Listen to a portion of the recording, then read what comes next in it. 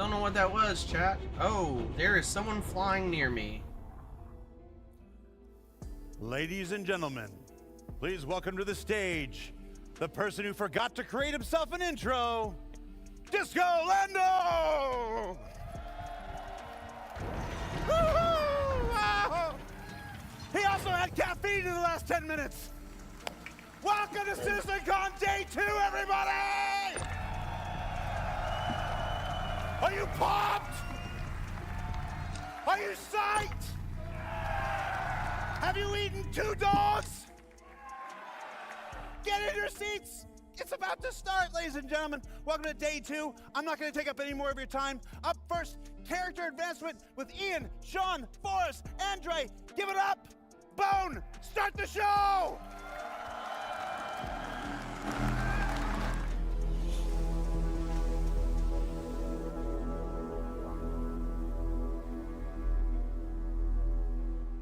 Hello there. Hey everyone, it's so good to see you all again in person. Thanks for coming out. So I'm Ian, I'm the art director for Star Citizen. We're gonna kick off the first ever Day 2 of CitizenCon by talking about Yeah, you are awesome work ironically done by the seeing character team. exactly what I am seeing right now. So first let's talk about life in a frontier system like Pyro and how this influences the character designs. So we wanted to create something unique compared to what we've seen in Stanton already. We wanted to give a wider visual palette and a feeling of historical age between the different solar systems. So this chart describes the fashion pillars for humanity. We can see where all suits, armors, and fashion items should belong. In terms of material use, manufacturing technology, and novelty. So you can see Earth fashion on the left, Terra fashion on the right, and Frontier fashion right in the middle with a little bit of overlap of Earth. So essentially, Frontier fashion is function over form. They are repurposed and repaired, and generally are misfits rather than sets. Outfits are purposeful by having storage solutions.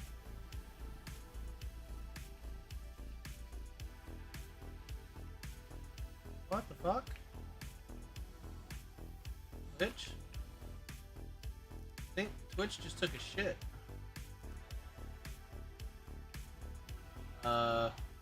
Everything working for you, my dude? I'm not having any issues. Oh, fantastic. It's just me. I love that. This implies survivability along the frontier.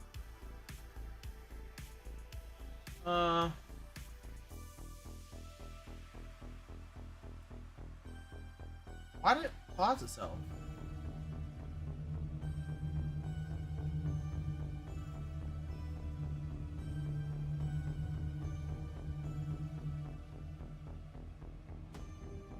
Yeah, as soon as I click off, it just starts freezing.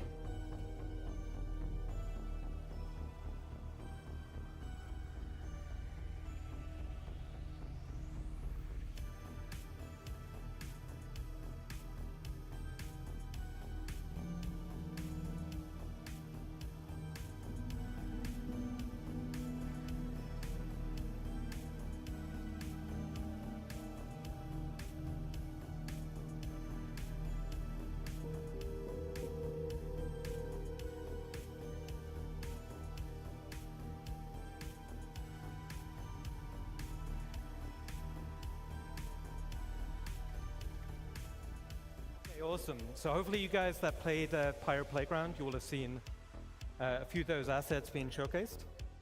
So as we You know what? Fuck it.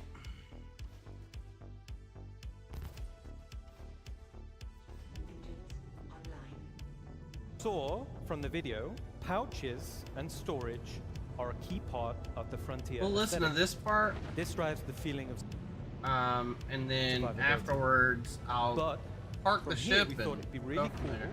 to give the Ooh. functionality but also some customization options. So let's take a look at a video we just developed internally, and this is for modular storage items on the player. That's not what we wanted. Alright, I'm back.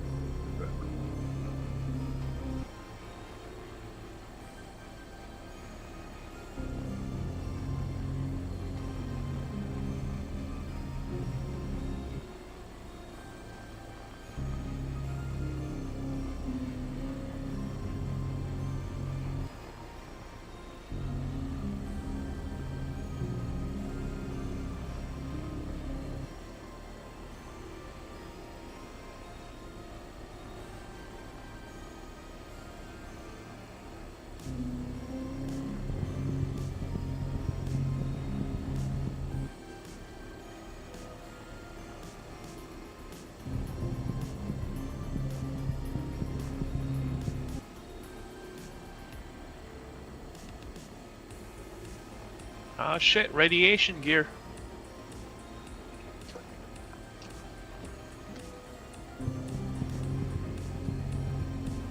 Wonder when they're gonna introduce that. I kind of like that helmet.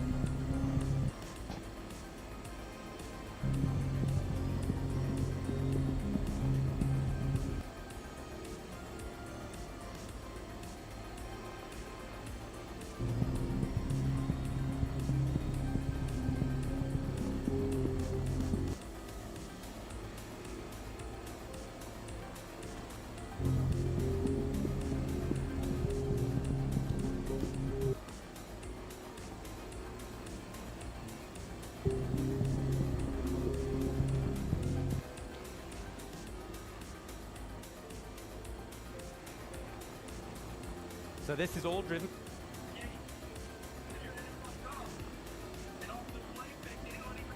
I bet if I wasn't trying to capture this with picture fucking library. OBS, And we it would probably work fine. I'm back. focus on more consistent wearing between 0 and 100% values. Hello, back. Where are you? So to showcase this, let's look at a Spaceport. quick example.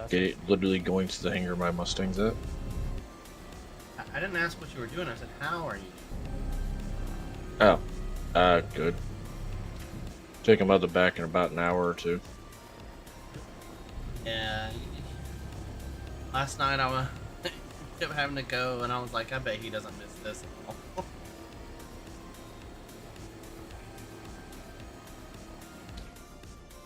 Oh shit! It's not gonna be the eject. I know. I'm coming. I'm coming.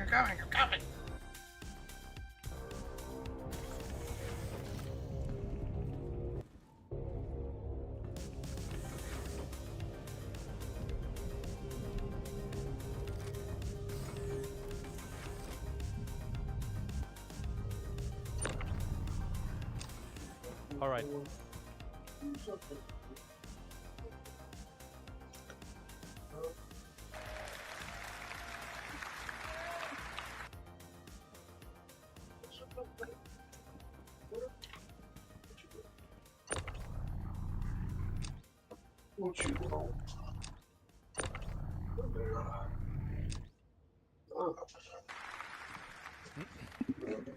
So, in summary, Frontier Fashion is expanding Where the am I visual going with design this question? palette for humans, giving a more credible feeling of age and history when you travel across. Holy That is a good question. shit! What? I just learned something absolutely insane. All right, now let's talk about something different.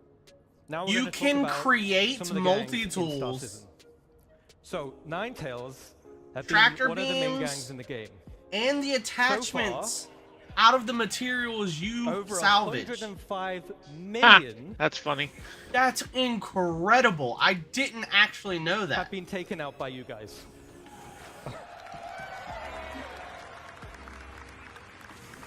What am I taking, Daniel? Where am So I you guys headed? have been busy. Great. I'm going to finish what I'm doing here, and then I'm going to watch CitizenCon.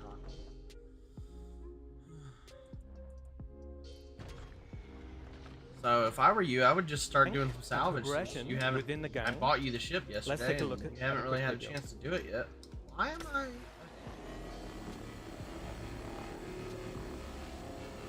Damn, those look so good.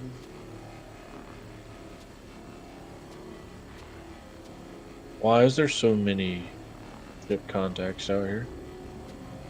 Out where? Area 18. Spirit, I don't know. Constellation, Phoenix, Spirit, Tartarus.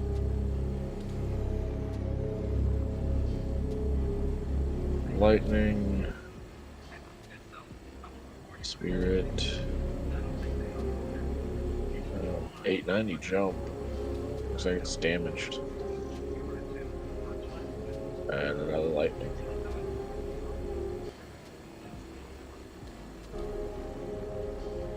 Huh, weird.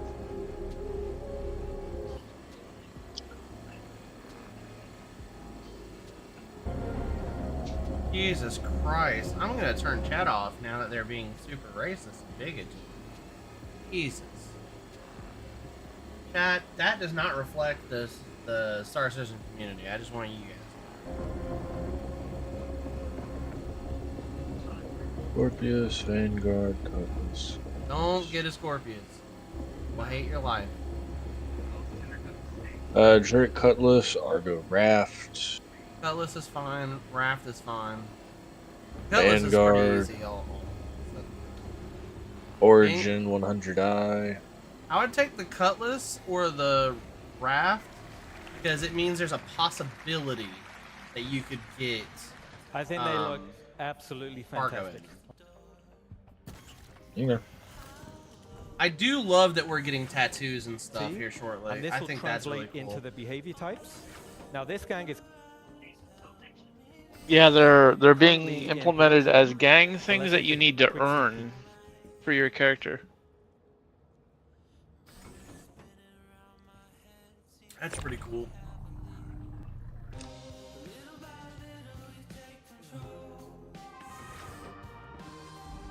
Very interesting helmet. Headhunters sneak preview.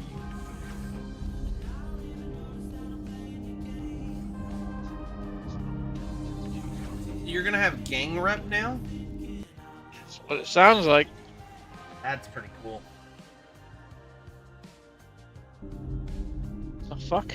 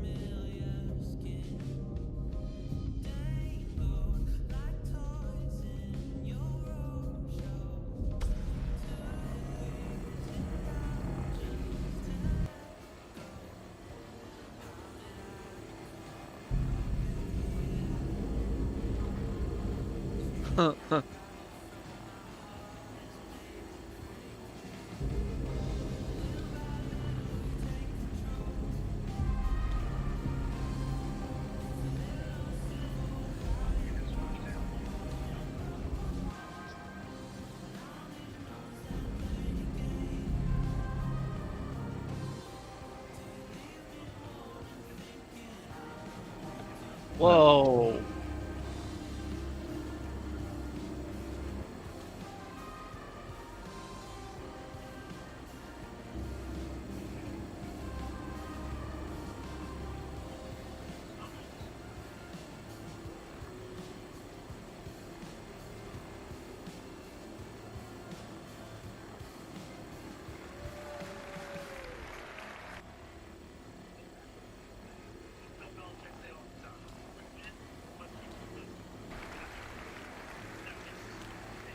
okay.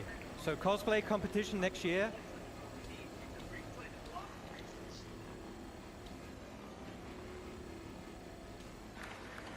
So here we can see the Dusters gang lineup. Showing armor leveling and rarity. So as a player, you'll have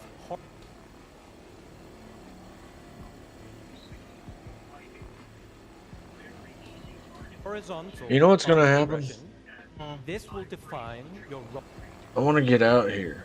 Daniel's going to get off, and I'm going to find a cluster of C2s. If you find a cluster C2s, my ass will be back. Don't you worry. whole playstyle. Then you Well, have vertical correction. If progression. you find a cluster C2s and it has a bunch of fucking drugs on it, There's some giant, large 4x4 C This is your progression within that size whole 1 containers full of maize. For example, a common bounty hunter armor set will be weaker than a legendary. oh wow, that's a dope kind of suit. It's stuttering super hard, but There'll I be can also see it. greater differences between the current armor types. So light,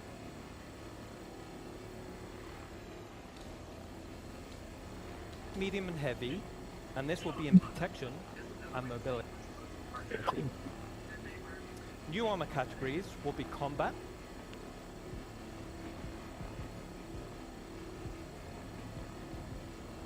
specialist, utility, and support.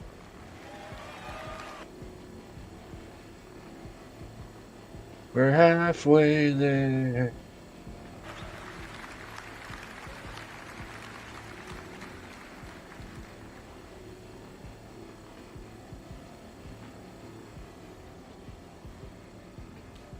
By a little snub fighter, you'll have restricted visibility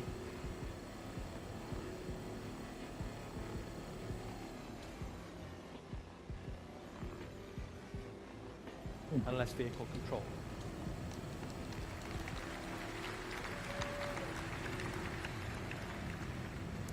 So in this scenario, like a flight suit armor type with resistance to milder G-forces would be preferred. Okay. So as we saw in Ali's presentation yesterday, hygiene simulates and tracks the accumulated effects of a character going unwashed for any length of time. Poor hygiene can lead to disease. Oh, Low I don't health like this. and snarky comments. What? We're gonna incorporate a hygiene system. Hygiene decays faster if the character Ooh. becomes dirty. Then Well, yeah, hygiene they're- Or wears dirty can clothing or wrong. lead to disease.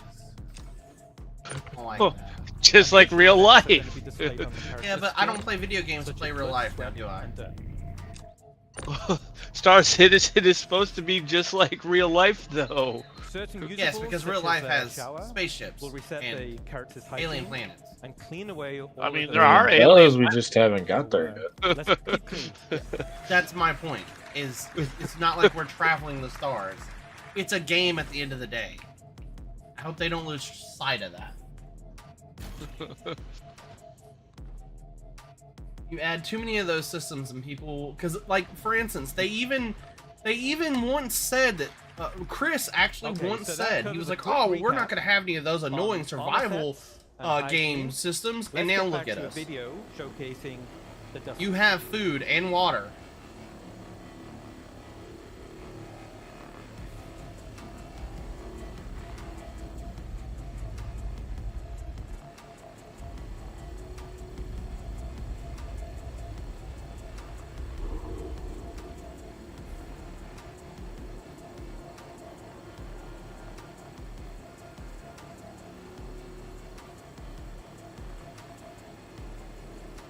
Where is the station? There it is.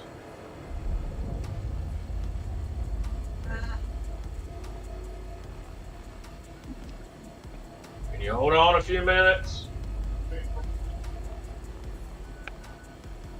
That had nothing to do with what I asked.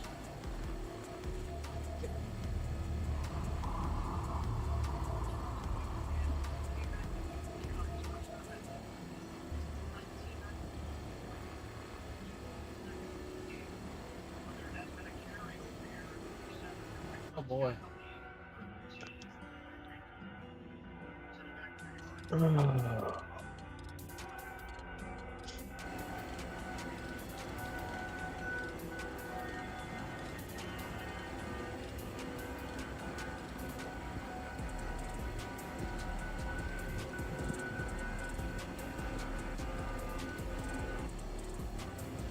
That's what's doing it. If you press the Alt button, it automatically shifts them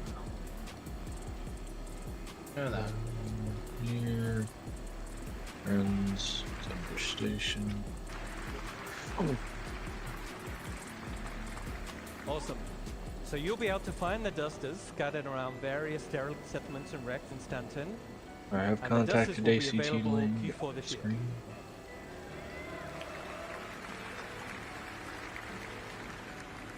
And with that, I'll hand you over to Sean Tracy. You guys have been awesome. Enjoy the rest of your show.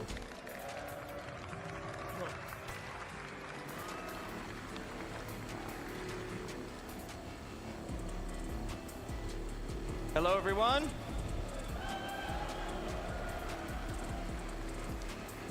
All right, so I'm Sean Tracy. I'm the Senior Director of Tools and Tech Content here at Cloud Imperium Games in Los Angeles. So today I want to talk about Starcloth. And Starcloth was now rolled into full production, and it's used in both Squadron 42 and Star Citizen. So it's going to be seen on more and more assets, like some of the great art that you just saw. So what's really cool about it is that it's unified with the physical world, whereas before it wasn't. Hey, unified, Daniel, it you was did hear basically after beyond you character left movement. Now it's faster after than selling the previous salvage setup, yesterday and in the end, it that I just got looks a shot whole by a lot better. sniper at the So place. today I'm going to cover some of the tech, No, I the did pipeline, not. and we'll see some results. So let's Yeah. get and see it in action. I lived, but still, it hurt. Code. How'd you even get out of there? Simple. I ran. Cloth is hard. Guys have to run Stole a ship, upstairs, got into orbit, They have to logged crouch, out. they have to prone. It's got to collide with the environment.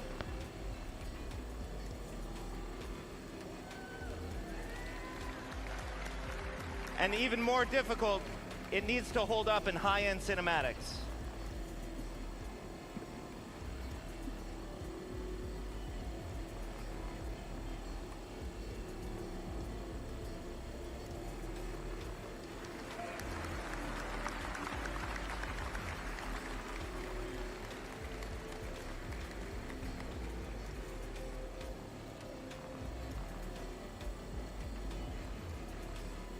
Salvaging That is one fun. just before It's some good kind of like spoilers, a. so. Yeah. All I don't know right, how to so explain how's it all work? It Well, just Cloth is uses like two a meshes, a simulation thing mesh you can or kinda cage, just and the render mesh itself. So brain-numbingly vertex colors do and indicate how just it's constrained to get that some cage, enjoyment out of and it. thus the simulation. So for example, black vertex colors indicate a full constraint. Basically, it follows the skinning. White vertex colors indicate unconstrained vertices. So the movement is determined entirely by the simulation. And then we can do a blend of gray values that is used for fine transitions and blending the fall off in between the fully skinned and fully simulated assets. So in the end, these meshes are sent to the engine where we bind the cage to the render mesh, and then tech artists can leverage some of the runtime tools. You can see up on the image that the sim cage mesh has about 5,000 triangles, whereas the actual render mesh is about 45,000 triangles. So it's obviously much more efficient to simulate the sim cage mesh versus just the render mesh itself. So part of the technology is the runtime iteration support, which you can see in the image above me here. That's with all the red spheres.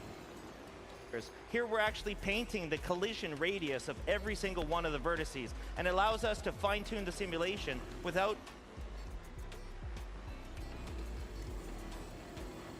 having to add arbitrary collision meshes, though we can. We That's paint a not buzzing variety for of like 2 properties, so seconds? some of these other properties are mass or displacement.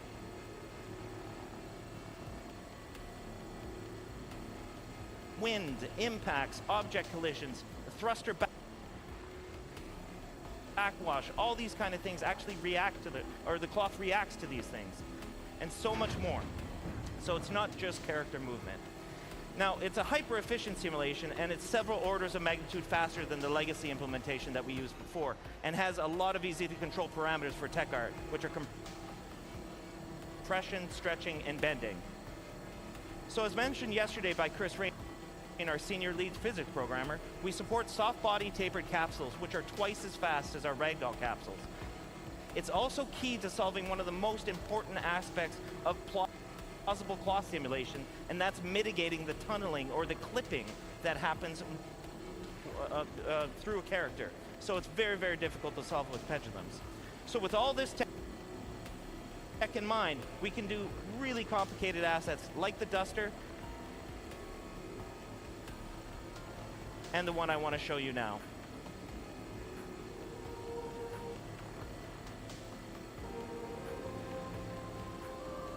So here you're seeing about 5 different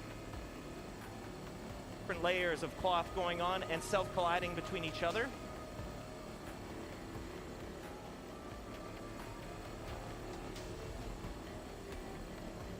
It's reacting to the planet wind, which is always changing. On the front, there's a big leather apron. So this one's actually a lot heavier and it moves a lot differently than the cloth on the back.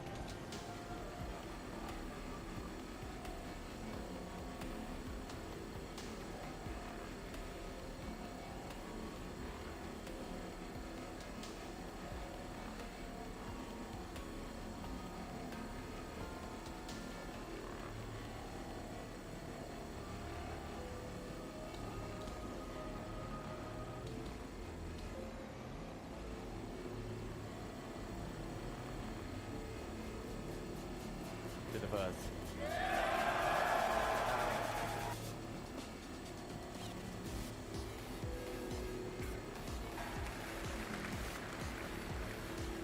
All right.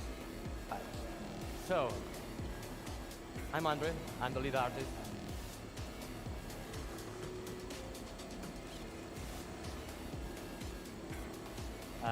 In our recently formed hair department, we branched out from the character art team and created this department.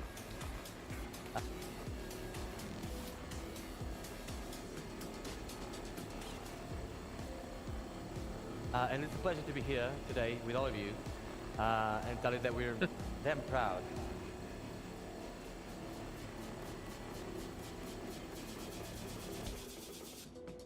Of what we achieved. It's been a long road, but that.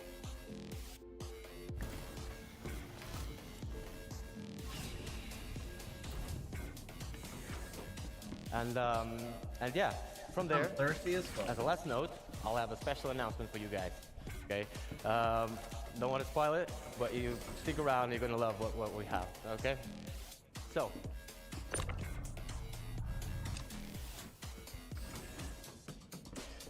First thing I want to touch now, very simply, okay? Hair for games, it's hard. It's really hard. Oh, by the way, did I tell you these are actually game-ready assets in the Persistence universe?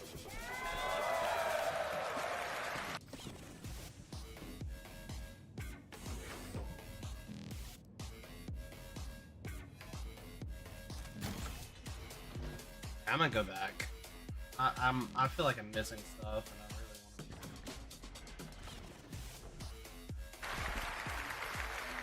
to. All right. Fully rendered I got what in I our need. engine, okay? Game ready, performance, ready to be shipped, okay?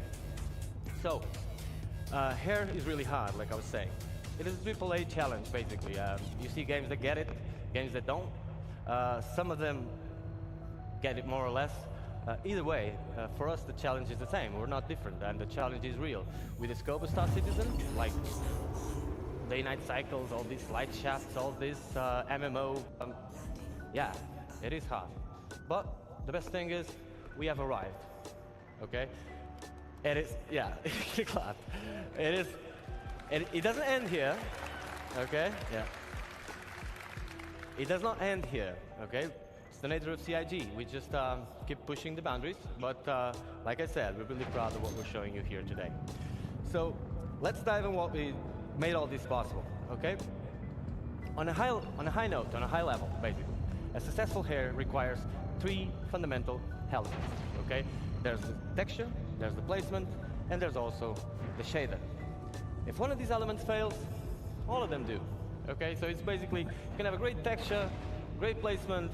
If your shader is wrong, no go. That trick Really. should be here now. And the same if the texture fails or if the placement fails. So Tree. really vital, really important And your that wall. everything works together. But the good thing is, by breaking down the hair into these 3 parts, it also allows us to actually go deep into each of them and push the quality up. Or like Chris Roberts would say, bring the high fidelity, right? So, On the texture end, there was a lot of changes. What you see on the top there, the common approach of a AAA game would be to have true black, true white on a transparency map, a bit of taper on the tips and roots, and call it a day. That's what happens in 99% of the games. Now at CIG, we went a bit further than Don't that. have any food. We tested all the thicknesses that were actually reasonable to test, of course, and we came to a realization. The hair doesn't need to be thin enough. It just needs to look thin. We do need it to be thicker enough, thicker than real life hair, because if you take one of your hairs, you'll see it's really thin, right? So it does need to be rendered. Well, that means if it's really thin, it will be subpixel rendered at some point. With the motion and all that, we will get a lot of artifacts. Yeah, let me inject. So that would be a no-go. We do need it to be thicker than in real life. But can we make it look thin? That was the question. So we came to the realization that from hair, or from scalp to hair, Love and this from mod. hair to the background, so these 2 points, the transition points, are the most important ones for the hair. So we aggressively tapered the tips, which is what you see over there. Now, this is a lot of technicality. You will see practical examples of this, but that allowed us to have smooth transitions and basically achieve the result we expected. On the placement side, we came up with hair libraries, basically. Now, I could be here all day talking about hair libraries, okay? Because I'm a very technical person. I just wanna and see if you see me this. around the venue, feel free. I'm Andre. You can just come and talk to me about this. I'm not going to bother you all that for 1 hour about this, but I'm going to give you a very quick example that you all can relate. So imagine in real life, you have a construction business and you could make one wall, one roof, one floor and one window. You make it all work together, and from there, you're not only building your house, you're actually building the whole town, and then the whole state, and then eventually the whole universe, right? That's what air libraries are. Obviously, the result, if you could do that, it would be much cheaper, much faster, and above all, you wouldn't have a fruit salad of assets, which was what we had in the hair not too long ago. And by fruit salad, I mean several artists working Oh through the my years, god, it worked. each one of them applying their own workflow. Everybody's at different levels of So- quality, of course, different minds, different ways of seeing the same problem. So, at the end of the day, fruit salad, right? And we wanted uniform quality. So for that, air libraries are a great solution. We also decreased the time of production of hairs. So, it was taking us 20 to 40 days. Shoot to myself in create the one foot. I ain't hairstyle gonna per get back artist, up. okay? Right now, it's going from like 3 to 5, 7 days per hairstyle, which is great news, okay? So yeah, that was major achievement. Cool. So hair libraries are just a thing. We love it. It's not just picking up a texture and putting it there. If you do that, like you need to actually see the scope. Gladly, we have some of the best artists in the world on hair working with us, so we managed to achieve this at the scope that we wanted. Now, very techy, very cool as well. I'm going to run through fast through some of them so you guys can understand the scope of what we're dealing with. But let's just understand, like at bake time. So bake time is prior to runtime. Runtime is where the game runs. Bake time, we're preparing the asset to actually put it in the engine. At bake time, we calculate the Yeah, you didn't know you could sell the scrap? normal and we store No, it obviously, per vertex. So each vertex gets a can only custom sell it normal. in certain That places. makes, in a Asshole. practical sense, for those who are not too technical, it basically makes the card, the air card, not I'm look pretty like certain a card. most places The you can normal sell scrap, but help don't. with the way the light That's reflects. not true. We kind of do more smoke and mirrors on it and make it look not like a card by just baking it that way. Now, on the ambient occlusion, we store two baked Is there ambient no occlusion food court onto here? the color channels of the vertices as well. Now, each vertex on a mesh in any game has a color to it, okay? You might use it or not. Imagine in a car, That'd be you have a wild. trunk. You can use it or not. It's up to you. You don't it's not silly to use the car without using the trunk, of course, but if you have a luggage, you can put it there or in the back seat, wherever you want. Now, we decided to use this because it was free. The trunk was already there, so the vertex color was already there, and we just decided to Won't store let me two sell it. ambient occlusions on it. These two ambient occlusions work this way. Light hairs, like a blonde hair, obviously needs more But shadowing. there's some Or less bullshit. shadowing than a dark hair, right? And so we store two.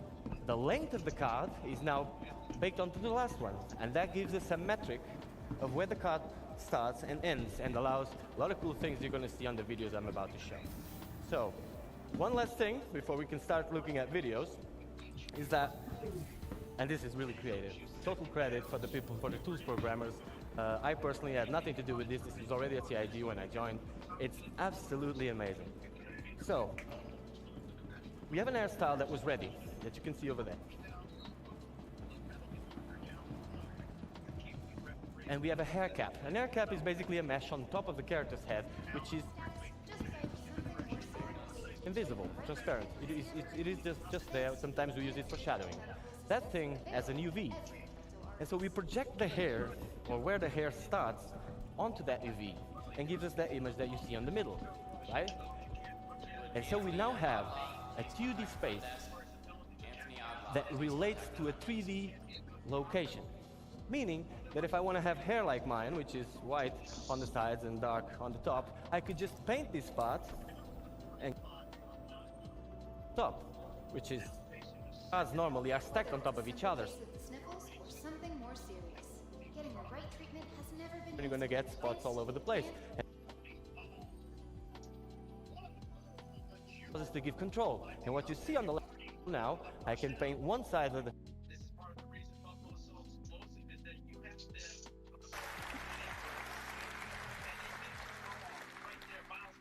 next video, our tools, okay? This is not the way it's going to be exposed to you guys in the character customizer. You will know more about that later, okay? This is the tools we use to, we are able to actually create the hairstyles.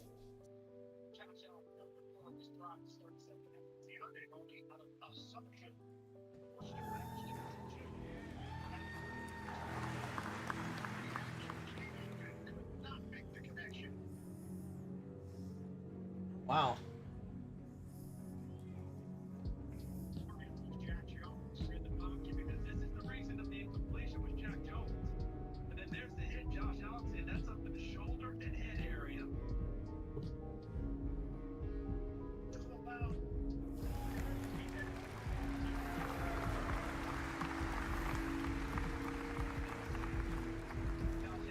And this is why important the length of the card is stored in those vertices.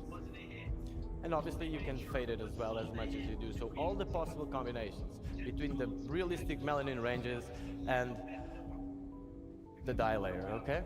This is how the occlusion is working, so you can see these shadowings, creating more negative spaces, more structure to the hair. And if you look at the temporal line here, you can see how this pixel depth set helps us with the transitions as well. Cool.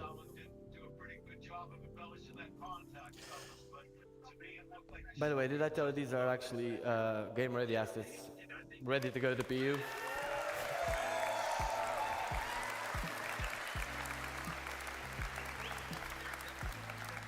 So now that we understand a bit better how the hair is working, that's why the boring part that I told you just before, you can examine these images with a bit more of an informed opinion. That is basically the example. Now, that's all very exciting, but we want to show you hairstyles that are actually in Star Engine and working.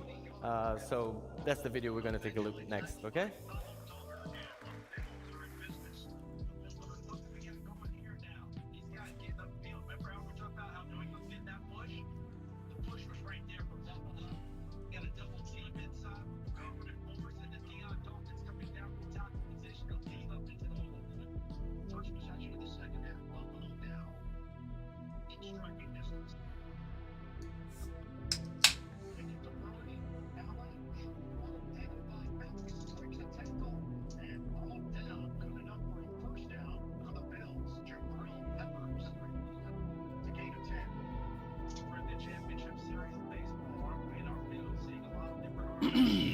Did just me or has ship detection range gone down significantly? I think it has. I don't know. I haven't noticed.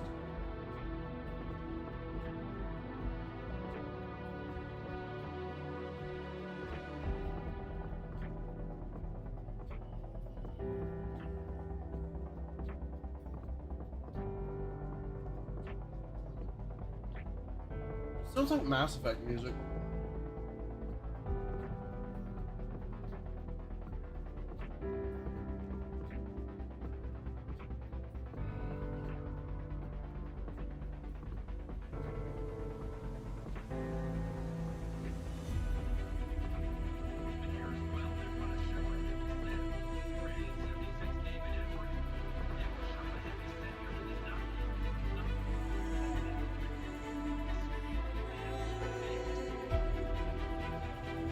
Damn, that guy's seen some shit. Uh-huh.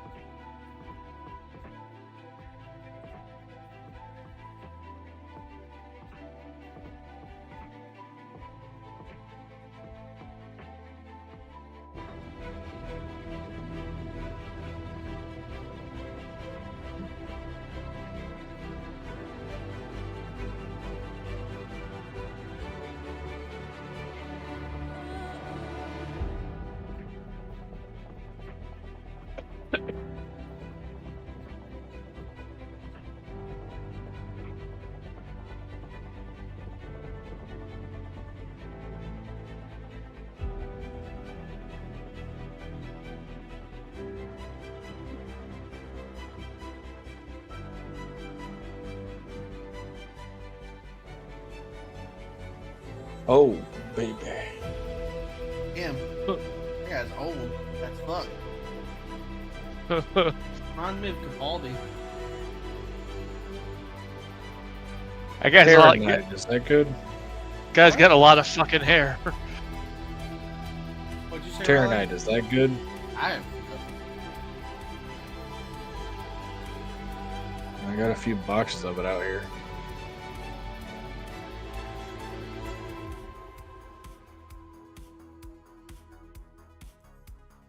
What's the website you went to SD Trade Tools.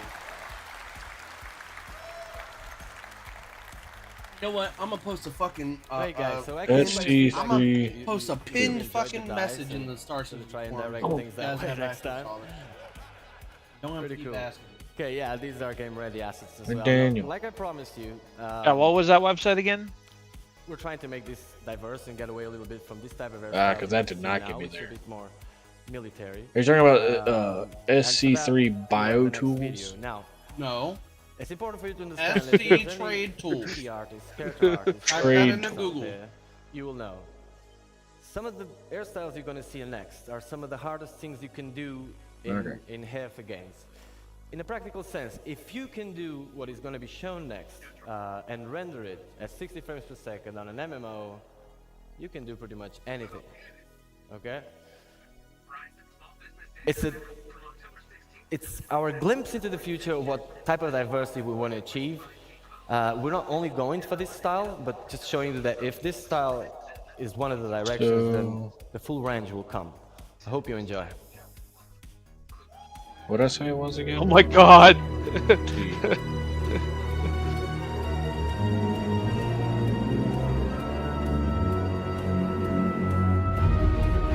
Terranite. That's 7K per box. Ain't bad. Oh my god. Why do you keep saying, "Oh my god"? I'm looking at these fucking hairstyles. They're hairstyles of people. I'm confused. I know, but I just never thought these would be put in this game. Black people play Star Citizen too. I never said they didn't.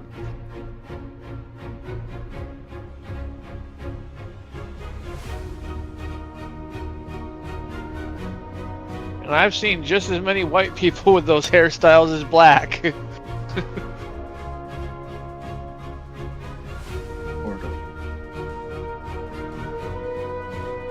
Why'd they put Jason Momoa in this game? Yeah.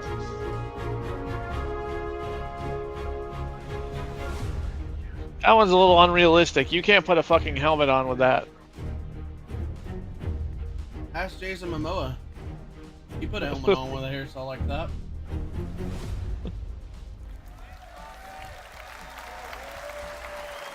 Thank you, guys. I might as well take it at 7K a box.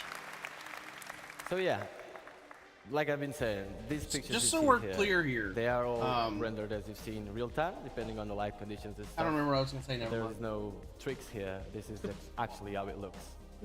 And that's why we're really proud. Like I said, it doesn't end up here, okay? We're pushing this forward. This is just to replace the stuff that was there. I'm pretty sure you guys were tired. Nobody at CIG was happy with what we have. I can assure you that. Yeah. Especially as an artist, right? So, but we finally arrived. Now, we've seen all this. What does this mean in a practical sense for you guys? It's the question you may have. Well, let me tell you really fast. We made over 75 hairstyles since like 6 months ago. On the last 6 months, we made 75 hairstyles. That is a lot. That was possible with all the changes we made. Yeah. Yeah. That is a great achievement. Now, we cannot hand them all to you right now. It's very simple. It's very simple. It doesn't end up here at the artist end, okay? After this, Origin there's a 100i, that password, doesn't they need have to much scan it, cargo, they need does to it? make it work with hats, with goggles, with everything that needs to work, right? So it's a process that takes time, but we wanted to have a certain amount, a quantity that would be enough to replace all the stuff that it's there, give you enough variety for you to start, and that's what we're gonna see next. Now, it also tells you when are you getting it. So, as a last note, I'll leave you with this video, and next, Forrest will come here to talk about this stuff. So, let's take a look at this, guys. This is actually what you're getting. Into the PU. Dope. I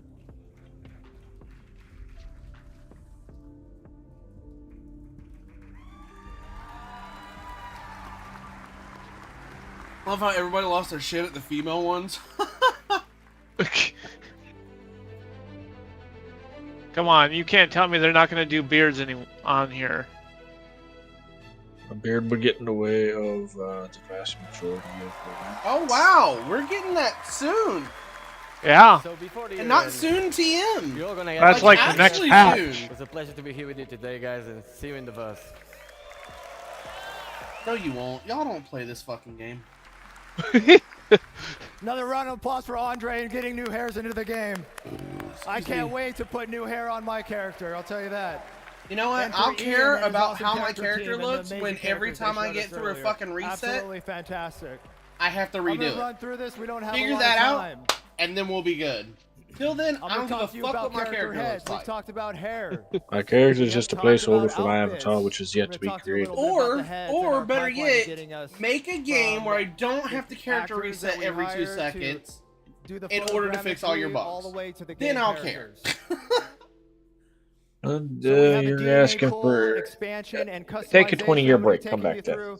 We made a I don't think data-driven it's gonna take that long pipeline at all. for adding new heads. So what is a DNA? My pool? biggest fear DNA is pool that just they're a going to bunch of start heads that getting we close put to into the game. finish, and That way whatever you tech they're can using is just modify going to be the ears, the outdated by nose, that the point. chin, the mouth. That's what not they were gonna talking happen. about yesterday. Interpolate between all the different Yeah. heads. A You know DNA pool. that Star Citizen has been through We want 3 to engines, expand right? the pool and allow for I more did not. selection and Yeah. range. So Started we on scanned CryEngine. 60 new heads They moved it over to the for our Lumberyard DNA engine, pool, and then 60 they new built their heads. own engine from scratch. Star We Engine. Well, processed them internally. Not from scratch, We but also added customizable From the ground facial up, they features, used existing skin assets. tones, complexion, makeup layer on top. the things that Revisited they're the doing eyes. with These characters look Citizen new Con, and they the, look like the great. things they've shown us at Citizen Con, and this goes out to chat too, right? The things they have been doing are All right. setting themselves up So our current pool, for there's the 18 future heads right there.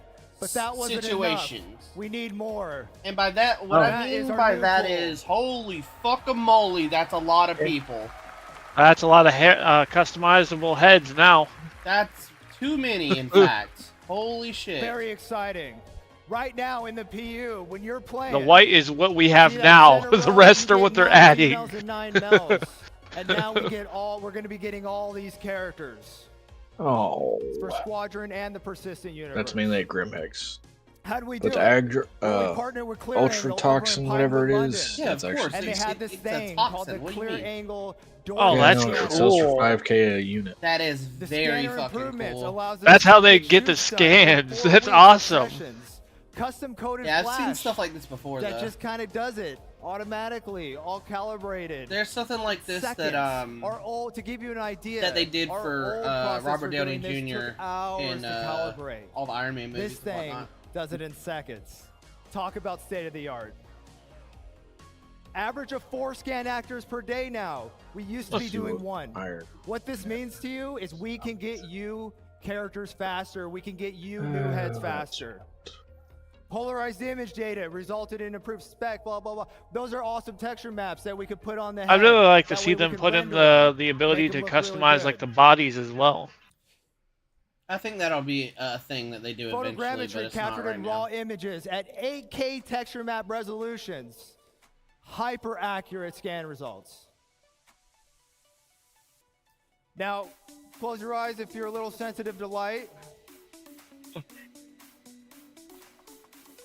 Holy This Jesus. is the process we use to get the pictures, to build the Jesus photogrammetry, Christ! to calibrate the That's camera. a lot of fucking cameras, dude.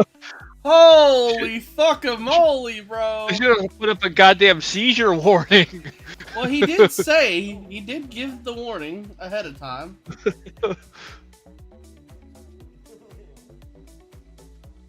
All right. So there we got some characters here on the screen. Oh, wow, are those all look built really using all these good. things that I've briefly Yeah. mentioned. I want to talk to you a little bit about skin tone, though.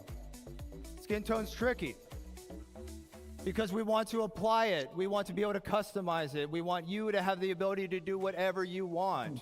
So what you see is some really weird-looking characters. We see a head with some yellow. Yellow's good in this case. What we're trying to do is we're trying to find the average skin color. Once we find the average skin color, we can figure out what that skin tone is, and then we can apply it. The blue means it's further away from the average skin tone. So when you apply your skin tone, it has less influence, keeping those high details, keeping the color, the blemishes, the imperfections. That middle one, that whitehead, that's where we get once we've extracted the data. It's now ready to apply the skin tone, which you see at the end.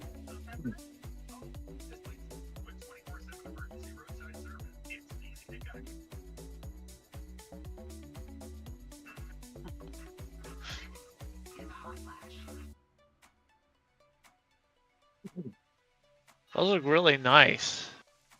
Yeah, Oh, the skin Jesus. tones really do look different. Like, you can definitely see the difference. Put fucking All right, Snoke in there. so here's Holy a shit. little more detail what I'm talking about. We knew that we were going to get a pull for these heads, this pool of all these different awesome shapes, noses, ears, lips. But now, with what we're doing currently, you can I don't see know that we have where calibrated I all get of that, our but I that is something I source wish to find. photos of our actors. And with that, we could figure out exactly what they're supposed to look like. And then once I extract and do the average thing, I'm able to get a value. And that value translates into a skin tone. And that skin tone translates into a chart that you can customize your character with. And what's great about this is as we grow our pool and we get more heads, we get more skin tones. So our skin tones aren't based on, you know, whatever it should be. What should it be? What does it look like? These are real data. These are real data that we get from these incredible clear angle scans and the incredible tech that is written by our staff. And the skin tone will grow along with our head data and along with our heads. And there's an example of me just applying it and showing that in practice. And now here's another look. Wow, Here's a those couple look more characters so that I put good. together Oh, with this stuff. they got facial hair. And here's what's great about that. I did that with our brand new character creator, character customizer for Squadron 42. God, she looks so good. Yeah. Every head you see in here, which will also be applied to the persistent universe, so all heads. Yeah, Squadron 42's got to be are in right the around the verse. corner, bro. I'm thinking next quarter. Like With how much fucking- they've been dumping into it, And it as has you to can be. see right Yeah, here, I mean, here's a they've little been scene I put mentioning it a together, lot this using Citizen the Con. outfits, using the hair, using the skin, using the heads. And I did that all with the new character creator. And here to show you that, if the live demo Oh of the my character God, we creator, get to I'm gonna see bring it? back my good friend Sean Tracy. That's fucking crazy, bro. Okay, you have my attention. All right, so what's this all mean to you guys? Let's Good question. show ya. Time for live demo. Game crashes. Yeah. All right. 30K. So, I want to welcome you to the Biotic Corp Calliope machine.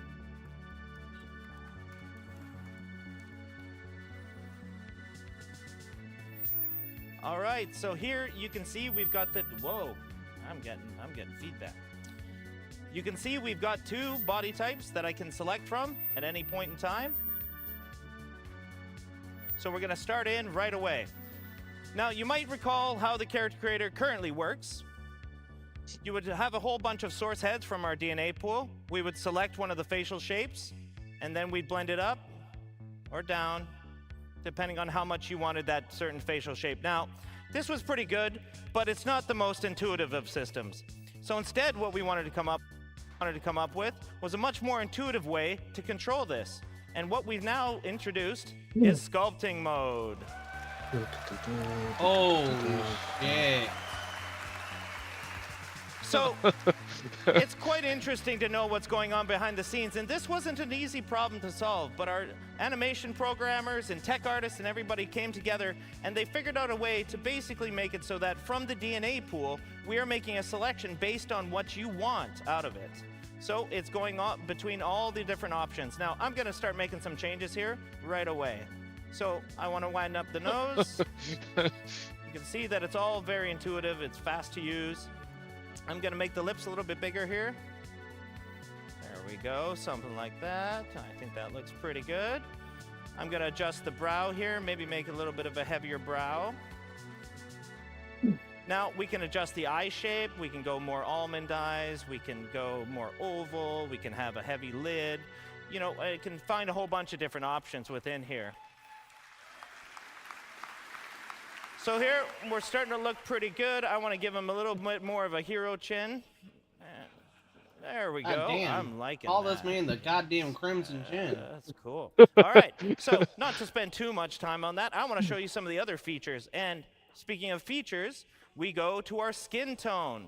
So finally, you're not just selecting a preset skin tone, you can move through the whole gamut of the lookup table. And this is melanin and hemoglobin at the same time.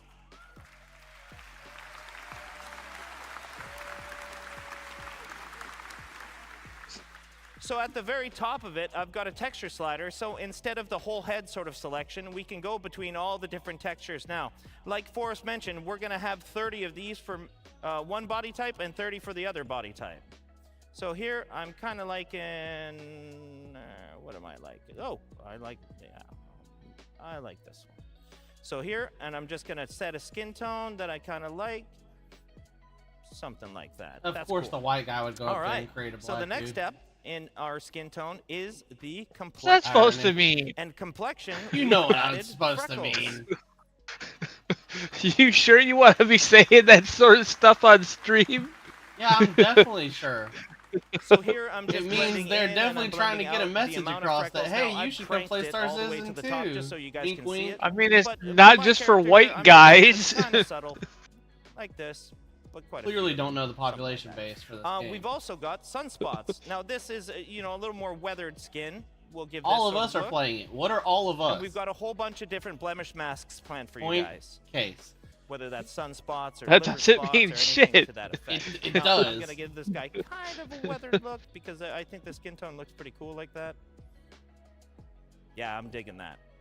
All right, so next up, This character creator looks Eyes. really good. Though. so no longer Yeah, do we it is. have the green and the brown, just the full Oh, it's the selection. eyes, You've got a okay. full RGB chart of what you want to select. So Oh, if you want to wow. have bright green eyes, if you want to have hazel Yeah, that's eyes, fucking if you cool. wanna have That blue eyes, looks if you wanna have any so of these eyes. good. This is all very The eyes very too, they look nice. so again, we can realistic. go That's with what I'm deep talking browns. about. We can go Oh, I thought you were with just sort of talking a about the steel color. blue, which I'm kinda No, digging for like this they skin look tone. so good. I mean, the I color quite like looks that good look. too, but That's yeah, like cool. it just looks so good. Oh, well, we'll get into some funky colors. Don't you worry. All right. So one of What the the other fuck things is we've that? added, and it was mentioned before, we've added a makeup layer. Oh. And with the makeup layer, we're totally inclusive. Any of the body types can have makeup. Now, I don't want to spend too long on it here because we're going to get into it in a couple minutes. But I just want to show you sort of blending that in, blending that out for this particular body type. So next, as Andre talked about, we have all the hairstyles that you could want. Hey, Daniel. Yes, sir. I So got I'm just three, gonna pick a four, couple different three ones. Cutlass There's Blacks a, and two a Mantises reality out for some here. of us, and another Okay. reality for another one of us. We need There more it cargo is. space. That's what I Look want and my see what's in reality it to before be you here. Say that. Something like this. It ain't worth it. It ain't I'm worth digging it. the mohawk though for this one. He's got a bit of a Mr. T look to him. I kind of like this. Yeah, I pity the fool. All right. RSI Mantis. Holy shit! Let's go! There it is. So it might go without saying that we've got beards now. So if you want to select a full beard, you can select a full beard. If you want just mutton chops, you got your mutton chops. You want your handlebar, you got your handlebar.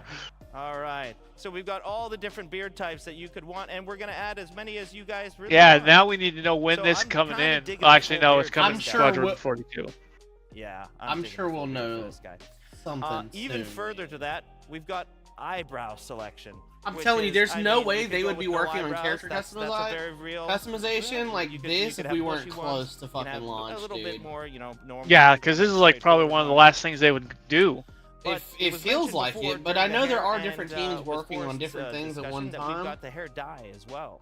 But it just So it with the feels hair dye, like You can affect all the hair at once, To and right me, now I've got all at selected, least. so I can go through the gamut of all the different. Damn, it changes both of them too. That's melanin nice. that you if can you set. remember the all button down there, you can actually So select here it I'm just just going to to darken affect it up one. a little bit, and if I wanted to dye the facial hair, I could just dye the facial hair all by itself, setting a dye color here, something like that. But in the end, I'm really digging the jet black on this particular one. So I'm gonna frost these tips a little bit. I think that's gonna Oh look no, kinda he cool. did not just say Let's frost tip. set a bit of He a did. line here. I fucking hate it Dye here. amount. And then what's really cool about this, and I'll show this in a minute, is that we can actually control the fall off of it. So again, if I What? just want this on the Holy tips, shit, that's cool. just blend it right about here. Okay, that's alright. Okay, now there you're we just go. showing off. He Well, I looks think a that's lot why they're different than how here, that isn't it? started, and I think that's actually pretty Yeah, fun. that's Now, fair. there's a lot of stuff in here, and I can't wait for you guys to explore it and spend as much time as you want. God, that on looks customizing good. and expressing yourself Yeah. as a character. So once you're done, I still you've don't gotta sign care off a because personal it's declaration never that gonna the be physical fucking appearances that the collabing right, process ever. has allegedly caused. I don't care. If it's in the game, I'll fucking use it. So let's go to our next body type. Oh shit, we can Oh, that's right. We haven't All even right. dealt with the So I'm female. gonna go to town here. God, real I fast. think- Well, that's Shit. Oh god. Oh. Right, Oh right god. away. It looks And you It's might so look, weird. You might think it looks a little off or so. Oh, but, God. you know, we're gonna get there. Let's make some changes here. Gonna adjust the bridge of the nose, maybe a little bit of the cheekbones here. okay. It's starting to shape up. That's maybe a little extreme. Let's go back here. Wow, Something she like she looks that. like a Karen. And I'll make the lips a little bit smaller. Well, That's that's racist. extremely And unfortunate. That chin for a little What's more unfortunate? triangle kind of face here. Well, I was. So you can It turns see you out can those tweak to your ships heart's were content. You can NPC spend a lot controlled. of time doing this. I don't know what they were doing out there. I don't So I like ignored them. eyebrows. I They like weren't a little hostile. bit They weren't showing up as softer hostile. this particular I started flying towards my That's looking salvage. pretty good to me, actually. Undetermined So amount of next, time just like we later, did I before, just we blew go up. into features. We can do the skin No tone. being shot We'll at. select a certain texture here. No just 'cause, collision alarm. Gotta get going on time. I'm flying and then I'm dead. So, something around here is looking pretty good to me. I'm sorry, Cool. bud. All right, we go. Did you into at least get to reflection, check the same them, way that we or did before. get anything? So we start Oh with no, I darkness. lost the cargo I had. At least I tell me you kinda like didn't the finish real one fresh salvage and then appearance on start this another one without particular dumping your character. cargo. And I'm gonna turn down the sunspots. Well, but I only had 2 So we crates. move So forward to the eye color again. Okay. Ooh, I'm really digging the green. Ooh, I like the green eyes. Yeah. I like the kinda fact look. that you can do And freckles we too. get to the That's makeup. cool. Now this is where I wanted to spend more time. Now I'm arguably not very good at this, but I will do my absolute best to show you guys how you can. Whoa. How you can use it. So I love how first it's like, is the I'm not eyeliner. very good at this. So Oh, the take eyeliner, it we all can with a do grain any of color. salt. You can go as crazy or as chill as you want to go with this, but for this particular, I'm gonna go quite dark here, just in the dark sort of fuchsias and purples. Here we're doing the inner lid eyeshadow, and that I'm kind of Got keeping those the Cyberpunk same 2077 theme, I colors think. going on. And then we're gonna Something like do that. the same thing with the broad eyeshadow. So again, we can go Oh as crazy shit! or as calm as you want. So, what I've had good success in doing is kind of having it cranked, and then I just pull it back to a little more of a natural blend, something to this effect here. Next is the lips. We can do the exact same stuff on the lips.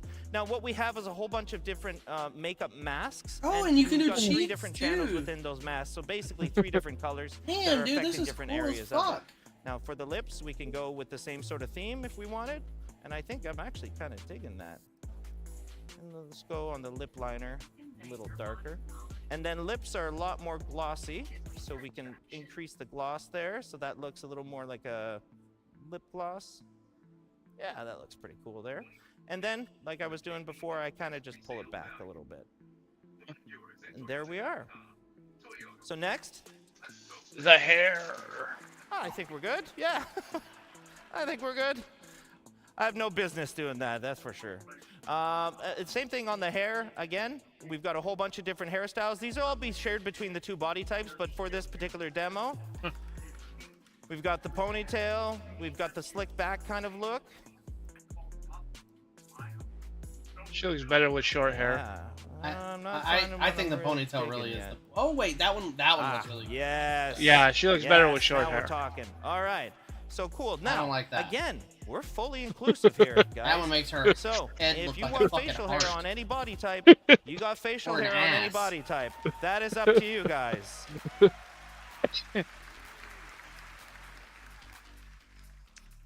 So on the eyebrows, I'm just gonna leave them because we can't really see them anyways. He's like, but fuck the for hair, eyebrows. I really like dyeing this hair a certain color, sort of, you know, something in the darker range. I'm gonna turn that down. I like the nice jet black. Look at the makeup bounce out. That looks cool. I'm gonna turn up the dye though, and I'm gonna Whoa. try to carry my same theme forward here. There we go. And then I'm gonna give it a bit of a fall off, as we can do, so it's just on the tip. I love that they I can do do too. that. That's See that so in action.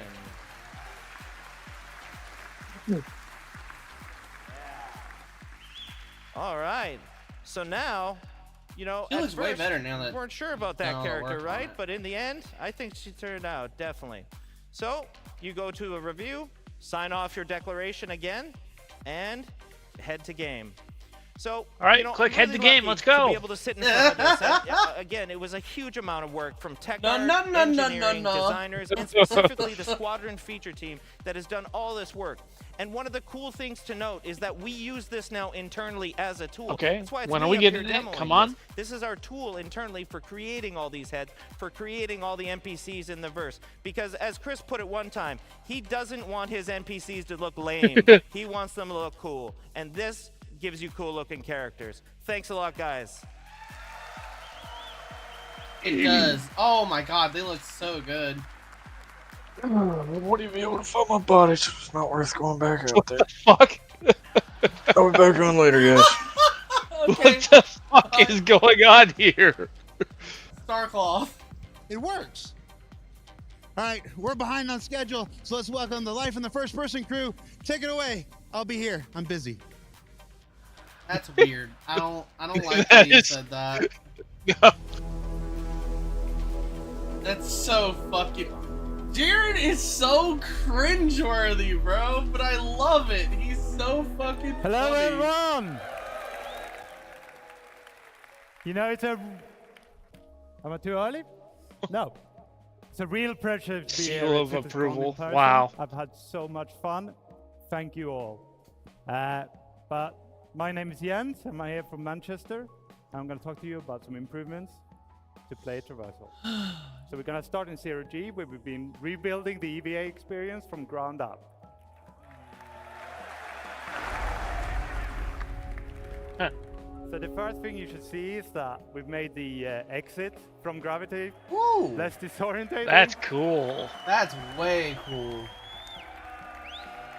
Oh, how's he gonna go back into the ship though? Is he gonna face Oh, I'm plant? gonna face plant. Oh, he we didn't made do it. All right, so we made the re-entry much more forgiving. Yeah, 'cause it's so fucking this, weird and EVA has wonky a as new fuck. prone lateral It approach, which is. really important to us. It allows us to get close to surfaces, and it allows us to walk across them. Oh, can you push off and everything See now that in this too? video here?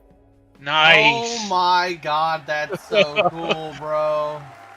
Okay, and as it gets to the end, we're gonna jump off. Nice. Okay, here we go. That's Into that- with this slower awesome. profile, let's get into spaces we couldn't get into before, or not. easily These are go things into. I didn't even think Can I traverse wanted. through here? I'll be honest Needle. with you. I had I no know idea I the wanted to collision do is this. much I more want to do forgiving. this. It's gonna slide Yeah, off I'm at slower down. speeds, I so want You're it. not gonna be spinning away. Okay, big reveal. Love this station. This is Oh amazing. my god, that fucking And we're angle. also adding grips. So Oh, in it was interiors, so you might be able to hold beautiful. onto grips to do interactions and walk between the grips to get better control. Now, Uh-oh. thank you very much. We're gonna show guns in space too? So now prone has long been a problem motion set for us, right? But taking these EVA posing solutions we saw, we can now rotate around the camera without any lateral translation. So we're not rotating around the hips anymore. And it allows you to aim. Oh, is much he actually better. rolling over when he does that? We're also not moving the body, so we don't need Okay, to worry yeah, about he the is. external collisions anymore. Right? We're not going to get pushed around. That is a big fucking deal. Chat, it's happening. Of course, prone isn't all about looking around. We want to traverse as well. So we're going to head down this vent. And here we put in a new collision style. So this is all about letting you have control in narrow, small spaces, smaller than this. We're going to be able to push around the corners, going to go run tight bends, and we're going to be able to reliably go up and down slopes. And this is what That Prone led the way. is So too we then fucking took cool, this and we put bro. it into the EVA. So if I turn off gravity here, which I'm not going to do, but if I did, the EVA would have been able to traverse the exact same place. And by having these motion sets so similar, we can exchange success between them. And this could then be done to other horizontal sets, like prone light sets, for example, like the water world showed it last yesterday. We might be able to take you swimming there one day. So, okay, we're gonna move up from the horizontal to the vertical. So with ladders, we put in some new subtle and significant improvements. So we got midpoint markups. That lets you enter the ladder as anywhere. We're gonna let you look around so you can do. Oh, that's so 360s. fucking cool. I didn't even know I wanted that. We're gonna let you lean on the ladders so that you can avoid obstacles or peek around corners. It's And like this the all got a animation full of new jumping animation over set to that the looks ladder. Amazing, especially with all this beautiful star cloth. You know, you got both the hood and the cape there. It looks amazing. Okay, so with combat, we wanted to add more speed to the encounters. So what we've done is we've removed the weapon penalty, so you can move at the same speed with and without the weapon out. We've reduced the inertia, so you're going to be able to push up to your desired speed faster. And this is already in 320 and 321, and we got more things like this to come. That's awesome, bro. Right, so I didn't just want to talk about improvements. I've hinted at Glide? swimming, but I'm going to show you a different feature, right? So, sliding. So with the power slide, Don't you first fucking speed. tease me like that! This doesn't just take you from A to B faster. You're gonna have a reduced profile. You become a smaller target. It doesn't come. I for was free. literally you're saying sprinting, 2 days like ago gonna how cost I you wish we stamina. could slide in this You're game, in sliding, Dolphin That's Dive. gonna add some I don't think we're gonna stamina get the dive, but the and slide, when I do yes. it back to back like this, my heart rate is just. Oh, pumping, dude, pumping, that so you gotta that be is careful. You can't so slide your great. whole way from. I the want to know if half you can to fire the, while sliding. space. Yeah, I don't think you can do that. Okay, so another thing that is really important to us is that with the slide, it's a short duration, but we want interactivity as soon as possible. And that's true for all our motion sets. We're gonna go through all of them and give you interactivity. So with the slide, we want you to be able to aim around as soon as possible. The moment you hit the ground, you're gonna be able to aim around, all right? And the direction is locked, so if I was to Jesus, that slide looks from one end smooth of the as stage fuck. to the other, Yeah, it I would be does. sliding this way, but I'd be looking this way, right? And look at you guys, hey? But while I'm sliding, I can hip fire. And as I come out in the exit, I can ADS, I can lean. I could go back to sprint right away. So I could do back-to-back slides, like we saw in the last video. Okay, so moving beyond traversals, just to finish this section, I want to talk about new hazard. Now you saw this yesterday in the UI demo. I lost my spot. Bone, can you press the button? That's it. Okay, radiation. Right, so radiation, for that, it's a new addition to this active status system. And we need to look at the bottom left here. So in the middle, you got That's the like amount Rust. of radiation that being pushed on your body. If you have a directional source, it's based on your body surface and your distance to that source. By going behind the cover here, I can completely cut off all the radiation. I can use that. And then on the left, we have an icon that has a shield around it. Now, that shield works in two ways. First of all, it comes from your outfit, so depending on what you're wearing, you're gonna have a better or less accurate shield, right? It has a threshold. As long as your radiation doesn't exceed the threshold, the shield will hold true. It'll scrub all the radiation off, and you can stay there as long as you like. But as the shield starts peeling off, when the radiation gets higher, the shield will peel off. And you know, the radiation sickness kicks in right at the end of the video here. And my health just deteriorates super quick. So yeah, that's not great. Okay, so we're gonna see some more radiation in the next section. So I would like to welcome Inesh up on the stage. Thank you very much, everyone.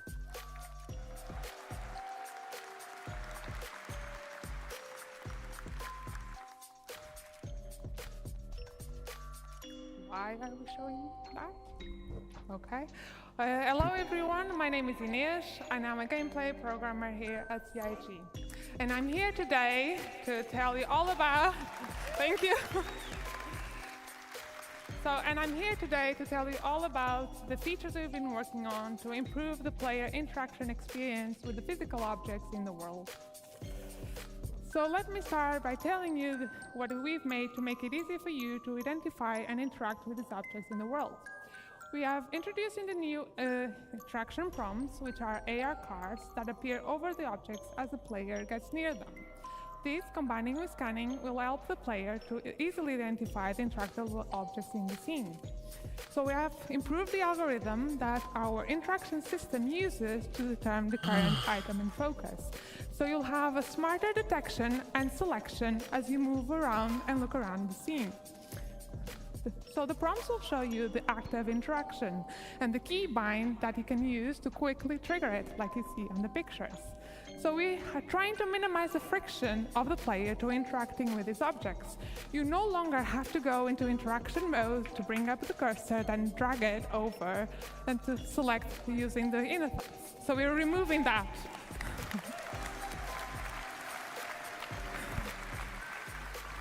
So what happens if an object has more than one interaction? Well, for that, you can just simply hold F and dice will bring you the new interaction wheel.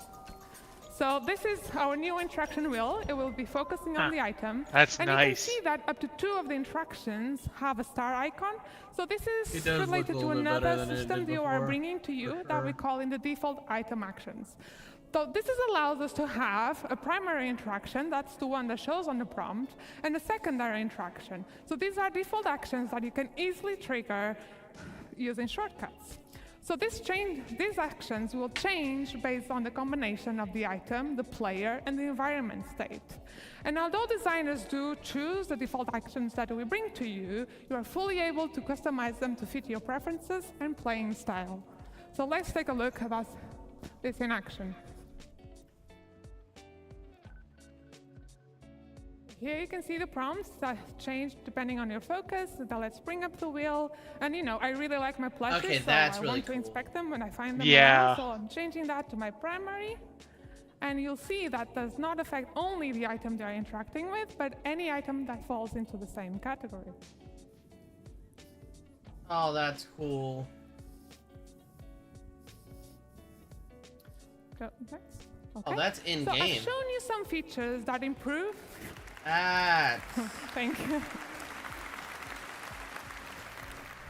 So I've shown you features that improve the readability and easiness of interacting with the objects in the world.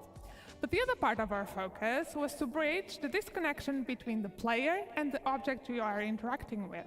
In a fully physicalized world that we want to provide you, a tactile experience is very important to sell the experience. So we've introduced a new system that allows us to play animations on the player of actually reaching out and physically touch the objects in the world. I like that. Yeah. I do think it's Yeah. gonna, in some ways, So it's gonna our be a main pain. goal was to give you a better immersion. means everything's gonna take longer, at but the same it's also time, really cool. minimizing the friction and the control we take away from you. So this really was an exercise between code, design, and animation to give you the best experience possible. Let's see some of this in action. And pressing buttons has never been so satisfying and fun. Oh, okay, that is pretty fucking dope. And I just kind of like go. They made it very quick. Yeah. Which I like. It doesn't necessarily look very realistic, but I like that they made it quick like that. It also looks like they made the pads a little bit bigger for you to press on. Oh, you just punch it open. And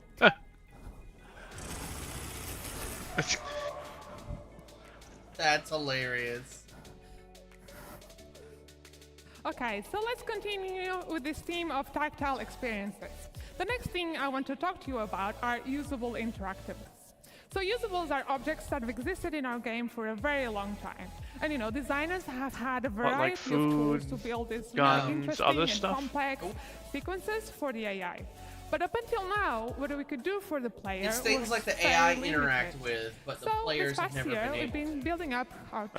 tools that provided for designers, that designers could build these really interactive experiences, but for the player. And the advantage of using the usable system is that anything that the player will be able to do, the AI will also be able to do. So let's have a look of a simple demo that one of our designers put together to see what we can now achieve. So in this scenario, the player has to go forward but can't go forward because of the toxic water. So you have to go over to the valve to turn off the water. So before we could maybe play a simple animation when you interacted, but now designers can give full manual control That's to you. cool. So you, by pressing the specific inputs, you will be driving the system. So, but this is not enough. We needed to be able to give designers a way to translate what the player is currently doing and affect other objects in the world in specific ways. So this is what is happening here. As the player is turning the valve, is controlling the flow of the water that's coming from the pipes. And what should happen when the player is no longer in control? Do we want to keep the state, revert back to the initial one, or maybe trigger something else altogether? Well, it's up to designers to define the type of experience they want to bring to you. So let's So you have to, finally with this turn off particular the one, you have to turn it off the off and valve. then run. Rush over before that broken valve starts turning off, and then see another small example. Oh, let's go. So yeah, you'll see another small example where you won't be able to open the door by a press of a button, but you have to manually interact with that pump and manually open it. So you'll have to time your inputs to slowly open the door. So this is just a small taste of the level of interactivity that we can now have with these objects. We had really nice That's results awesome. for Squadron, for the mess hall line, and you know, I can't wait to see what the PU designers will create and bring up to your hands. Okay, so that's interesting. So a lot of these people just work on Squadron 42. They don't even work on the PU. Yeah, Okay, the team that let's works on quickly Squadron talk about 42 is kiosks much and bigger. terminals. And let's be honest, it's really hard to interact and get a good view of this one. So we made a small little changes to make it easier for you. We've created a new focus mode that will walk the player to perfectly align with the kiosks. So we can better perfectly frame the screen on the viewport. At this point, the interactive screen will steal the input focus until you I love actively how they choose have this like the screen. shitty terminals let's in take a Pyro, look because at this this is all Pyro. Uh-huh. And look at that. When you trigger it, and like, Well, this is basically a pirate run station, so yeah, they don't so have this the is a newest very stuff. small Not quality of life necessarily improvement, but it will pirate make it much run, easier for it's you just to interact with flawless. this kiosk. That is just. And you know, so finally, let's talk about looting. This is our new Ooh, looting loadouts. screen. It's not replacing the inventory, but it will be used when you're looting a body or any other lootable that you find in the world. It was specifically designed to improve this experience. So since looting is a common action during FPS combat, especially if you haven't fully prepared Are they gonna ahead, provide a loot we all wanted button? to make it as easier and quick as possible, so you No, can they're spend not. the minimum amount of time to grab any items you need from your target. Remember, this is So it Tarkov in displays the current space. loadout and a simplified version of the inventory. Looting space favors speediness, while the Hopefully with inventory less is hacks so you can or fully hackers. manage your loadout. I mean, So I don't I'm know still about you, but I don't think I've actively ever working ran on into it, a and hacker this on this game. especially on the UI and art. No, I've I want never to seen give you one. A little sneak peek how this all works. I've ran into bugs though. Oh yeah.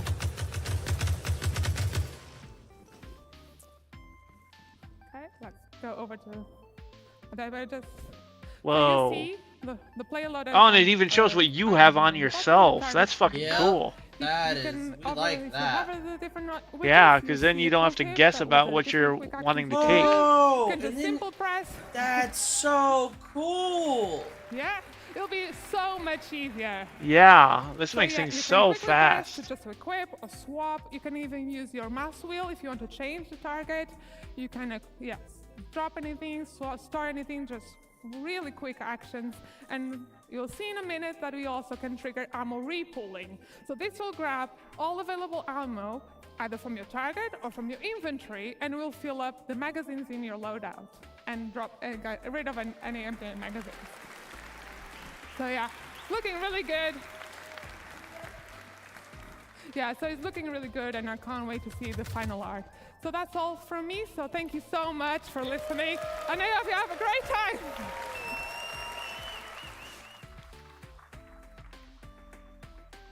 Ooh, stealth gameplay and weapon wear. Right, I don't like hello that last everyone. part, but I like For the those who stealth cannot gameplay. remember, my name is Jens, and I'm now going to talk to you about love some his shirt, changes we dude. made to our stealth gameplay. Yeah, I do too. And I I'm gonna want that give you an shirt update on what- so bad.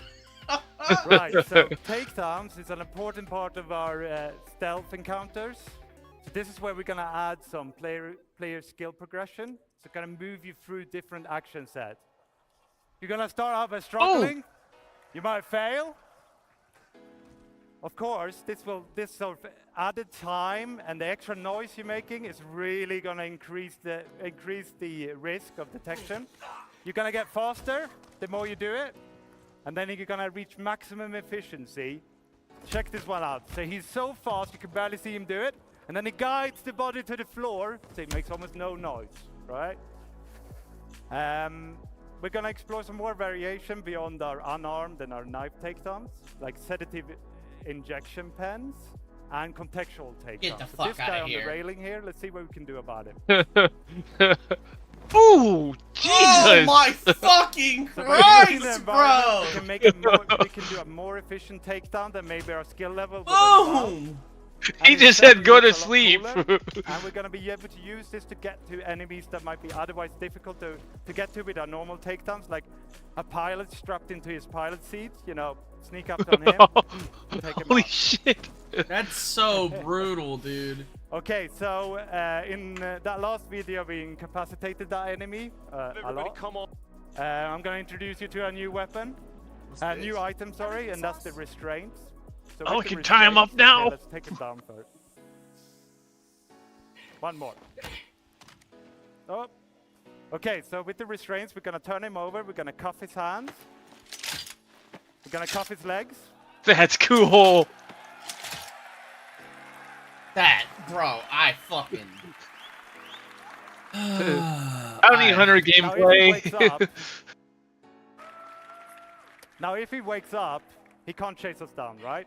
But he could call out for help. So what we're going to do as well is we're going to add places in the environment where you can stash a body. You can hide them, either unconscious or dead. And that way, it should be easier to remain undetected and keep you in that stealth bubble. Now, this is another thing we talked about in the UI demo, which is the ping. And we saw it in Inesh's presentation, how she did a short ping to highlight a door pump.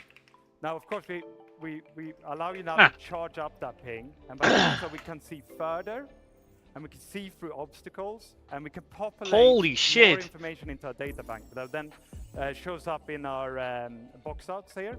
So you get the name, and you maybe get the race, and maybe the faction. And you can use this. Oh, that's information to really figure out cool. where is the weak That link? is Which amazing. enemies can I take Someone out in without being this discovered? chat just said, "What in the There's cyberpunk?" risk here, okay? So there's a Yeah. charge up time, because you can't do it all the time. It's going to recharge slowly. You see the bar at the top slowly going down. I don't even think Until that goes all Cyberpunk the way has down, that. and ping. I can't even do a short ping. And it's going to spike my emissions or my signature. So an enemy with the right equipment or tech level might discover me. Okay, so let's move on to some talk about weaponware. So here we're going to see a simulation of a weapon getting more and more worn over video time. games, period. We're going to expand this beyond weapons to other FPS items like your armor, your clothing, your helmets. In actual game, this would be triggered by weapon usage, right? So the more you fire your gun, the more worn it's going to get. And this is going to affect its efficiency, it's going to affect its reliability, and it's going to reduce its resale value. Holy fuck, Each dude. item is going to wear it at its own rate and persist at its own rate. So you could have a worn rifle with a pristine scope or a pristine rifle with a worn scope. Check this one out. There you go.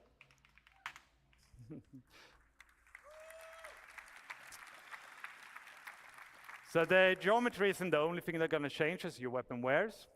So here we're going to see a pristine Gemini pistol in the little window and a worn one in the Holy big window. shit. And you can see the visual effects. It's belching out smoke here because it's very worn, right? It's telling you, Holy time to shit. get this one changed. And you should be able to hear the audio as well. It's get growly. I think it make it so if you use it too much, it'll explode in your hands or something. I hope not. Jesus, that would Okay, be on to terrible. some consequences. So, Here we just go. Here's the visual. consequences. So we're gonna stop with misfire. So the first thing that's gonna happen is you press the trigger, your gun doesn't fire. The second thing that happens in this video, you got. Let's go. Oh my god, you can guys know jam what's the happening. gun, So bro! he goes and then it goes click. That's the bullet getting lodged in the chamber, right? So we gotta fix it. So it's telling us to fix it. We're hitting the button. Our enemy's firing on us. So you got some options. You don't have to fix it. You could holster your gun. You could pull out a new gun. You could use that new looting interface that Inesh showed to grab a better gun. Okay. Okay, I'm going to finish this section with the features that's tangentially related to wear, and that's the dirt accumulation. So here again, we're going to see a simulation of dirt accumulating over time on the same rifles we saw before. But in the actual game, this would be based on your activities and the environment you're in. So if you're running around in a sandstorm, you're rolling in mud, you leave your gun outside proper storage, it's going to accumulate dirt. And like that's when going to weapons, man. increase the rate at which it wears. So the dirtier your gun is, the faster it will wear out. And this is true for other biome accumulations, PvP, I might be like pissed. frost. That's So about take it. a look at this one as well. Oh, or not. Okay, so yeah, so in the future it's going to be really important that you keep your guns clean and repaired. I'm now going to welcome Zach on stage, and he's going to talk to you more about the FPS weapons.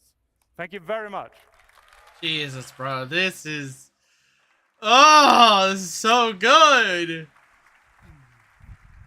Hello, I'm Zach Priest. I'm a senior FPS game designer. I'm here to share some of the new, interesting FPS things we have to bring you.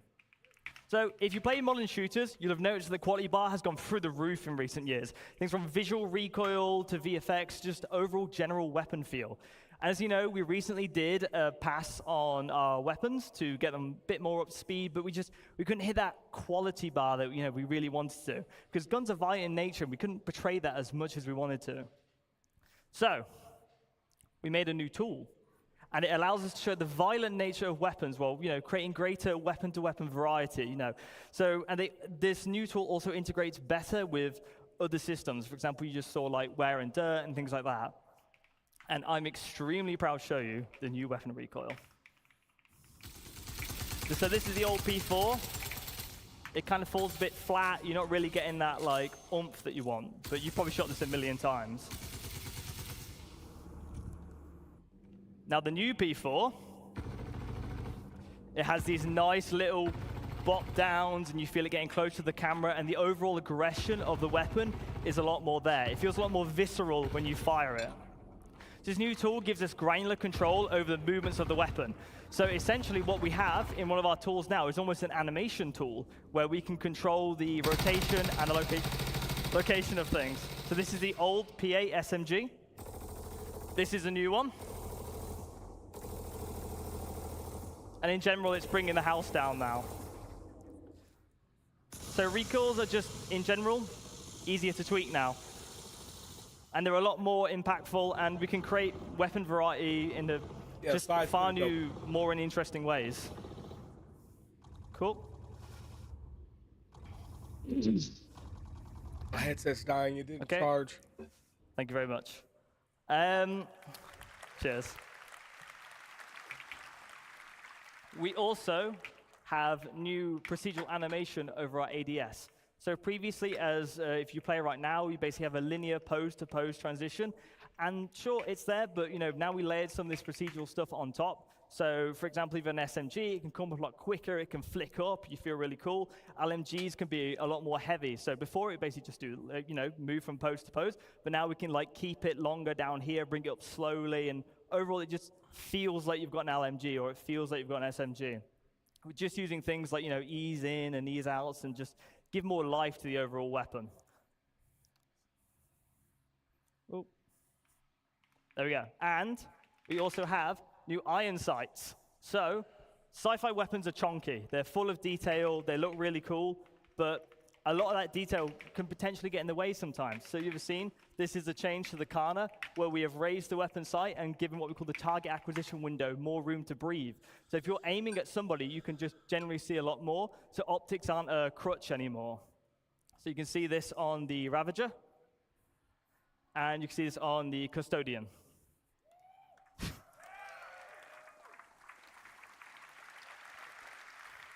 Now, weapon functionality changes. So as you imagine with the new recoil tool, we're going to do a pass on all the existing weapons. They're going to look and feel great.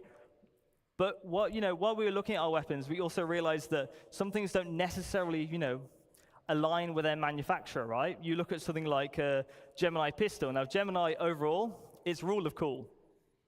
That's what Gemini is supposed to be. So the LH86 pistol should be fully automatic. Holy shit! Realistically. So we have a video to show you of the pistol.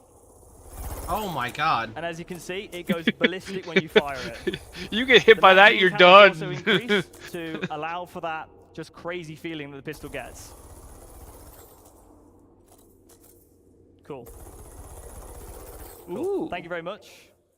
Right, and moving on to our new Vault weapons. So, it's the other video. That's the optic one. There you go. Thank you. These are the Vault weapons. So Vault is primarily based around controlling a heat of a weapon. these weapons have the potential to overheat. And if they overheat, you will be unable to fire. And they will enact differently. So some weapons will just basically be beams from the get-go. Some will go into beams. Like you see, this one goes into a beam once it reaches a certain level of heat. And it's really fun because, you know, these are quite powerful weapons, and you basically want to manage the heat and, you know, keep it in that like ideal spot. Okay, cool. Oh, that's so cool. And scope improvements. Now, All this my was shown homies yesterday, love laser but tag. I want to dig in a little bit more with this one. So, so to get our, if anyone plays a modern FPS, they know that optics are just gorgeous now. In all modern shooters, they look fantastic. And as you can see, we have zoomed in optics in the center. So and then we have other things like parallax, like you see in real life. And they look gorgeous. And so in general, all our sights and scopes have been overhauled to be more realistic with things like parallax, pincushion distortion, and things you'd expect from having a scope in general. And it differs manufacturer to manufacturer, right? So some things are purely digital, some things are purely physical. So if you get hit by an EMP grenade, for example, we're using something like a television sight, like something like Cluey might have, then your optic would turn off. All right, thank you.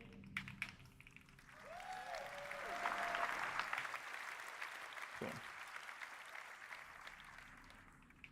And weapons are ultimately as only good as they sound. I'll be quiet for this next bit. But as you know, we've done a lot of work on our audio propagation systems and just in general how guns sound. We've also switched out some noises and made them feel a lot more beefy.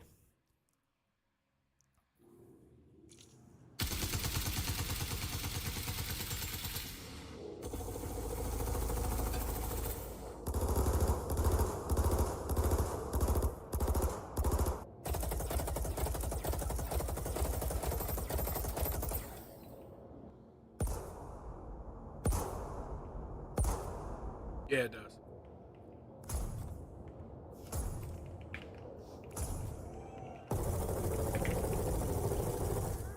That sounds so much better. Oh, there we go, boys. Fantastic. FS9. I think all of California heard us there. So, backpack reloading. In real-life combat scenarios, you often grab magazines from other surplus areas. We want to simulate that in our game. So, notice the new UI as well. Backpack reloading. Yeah, I if love you run that. out of ammo in Star Citizen, you have to open a menu, put things on. It's a little bit clunky, it's a little bit awkward. So, if you have magazines in your backpack, you will now be able to grab them at the price of a longer reload animation. Oh. Okay. You will also be able to tell when you have a backpack reload coming up because it will be displayed on the inventory with the backpack symbol. So there's no surprises, no catching of. You have all the information you need. Oh, that's dope. I like that a lot. This has been shown, and it has been teased a little bit, the dynamic crosshair. Now, no more third-party dynamic crosshair, well, crosshairs now. So, if you have a look at this, this is our new crosshair. It's a crosshair that fits the aesthetic of Star Citizen. It's a crosshair that follows the barrel of the weapon, so you'll see exactly where a bullet is going to land. And it's projected from the visor using AR. Some visors won't have access to this crosshair, but some will use modified combat lenses. So if you don't want to use the crosshair, you can just use a different visor. As you can see, it works with recoil, and overall, it just looks gorgeous. Do any other games have that? It's basically a red dot. Well, no dot. On to more data things. We're going to provide an improved PvE experience. The accuracy calculator for NPCs is coming over from Squadron 42. Some people have been playing it in the venue and here, and I've been harassing them, whoever's doing the hangar mission, to get their feedback, and it has been overwhelmingly positive. We also have new NPC archetypes, what we're temporarily calling the Juggernaut, which is basically a very high damage resistant enemy that has an LMG or a shotgun. As soon as they see you, they fire, they walk up to you. And overall, it's been playing amazingly, and I'm really happy for you guys. Well, I'm really excited for you guys to get your hands on it at one point. PvP, we want to increase the time to kill. This allows for more varied weapon balancing. You know, we can lay into like sort of different aspects of the element more. It leads to higher skill ceiling and less unfair deaths. It will no longer be a game of whoever shoots whoever first. Speaking of which, force reactions. We're reworking them. We're aware it's frustrating, and we are going to rework the system to work beautifully. And we're also working on some other highly requested PvP changes. I'm very happy to say a lot of this work has been dialed in. Squadron 42 is in a very good state, and we're bringing this to you soon. Turbo. All they did was Now, put the crosshair over to the there. AI director, Fran, They're to not share some changing exciting updates on combat AI. where the projectile's going.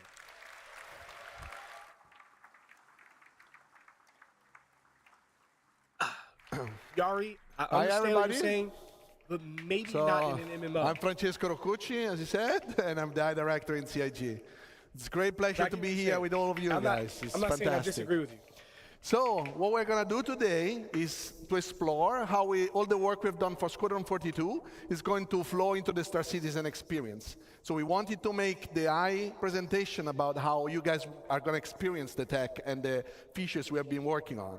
So from the player perspective, you've seen how many new opportunities you have. And now it's interesting to see how the NPC are going to react to that. So the goal of Star Citizen is to build a breathing and living environment where your actions matters, and the NPC you will find in the universe needs to have the same opportunities and same limitations that you have.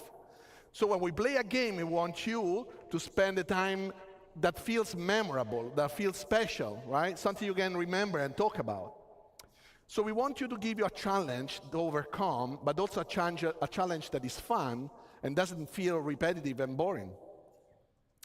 So when we look at FPS Encounter, we want to build variety. We want to give the designers, like Zach, the ability to craft combat scenarios, not just to put NPC in the level. And Macaroni we need to make cheese. sure that he can tweak Crispy something chicken. such that he can experience the unique play style and the play space that you have. So Star Citizen can benefit from tons of unique environments. So for those environments, we want you to have different type of fun. So what we look at today is some of the tools that they have to achieve this goal and bring the eye to the next level. So the first tool we're going to look at today is the NPC trait system. So we spoke about this in the past, and we have now available for designers the initial set of traits they can use to influence their behaviors. So those are some of the ones that are available to the designers. Today we're going to focus on the combat traits, because we have traits that also apply to the peaceful situation and the social environment. But those are the ones that influence NPCs during a combat scenario. And traits, you can imagine them as characteristics NPCs have or don't have. So through the usage, we can make sure the combat feels different from one encounter to another. Traits in tech-wise, are just traits and tags that we can apply to character instance, character classes, but code can also apply them automatically based on specific rules. For example, if you see somebody with a rocket launcher, those will apply, an example, the sentry trait automatically, because those weapons are weapons that work well at range, so you want them to not push forwards to you. So they allow to block, or actually, they allow or they block specific section of the behaviors to run, but they also influence the likelihood of some logic to happen, or they modify the outcome of specific actions. So let's imagine we want to model a pirate faction, something that you can actually experience in the Pyro playground. So we want them to feel aggressive, but also not very trained. They are not very military. So how do we do it with the traits? We can start adding to this faction either the aggressive or reckless trait. Those are traits that increase the risky behaviors. Holy so for shit, example, Stars fighting isn't- more in open No, space, no, it's not. or expose themselves longer when they're in cover. is at the top of viewership right now.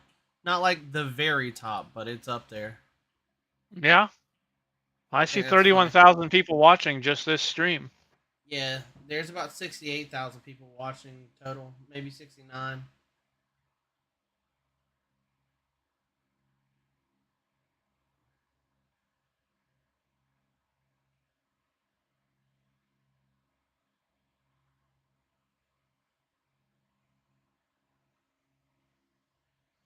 I'm watching an advertisement for a game made in fucking Fortnite right now. I hate everything.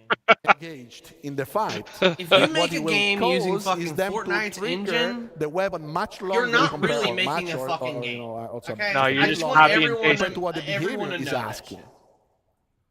So being bad at Fortnite's preserving engine their is not a ammo real engine, means 'cause they you can will also literally run just out of take bullets much all the quicker. Fortnite assets So this that offers already interesting exist and opportunities just for plop them players down. because they can now shoot at them while they reload or where they scavenge the environment.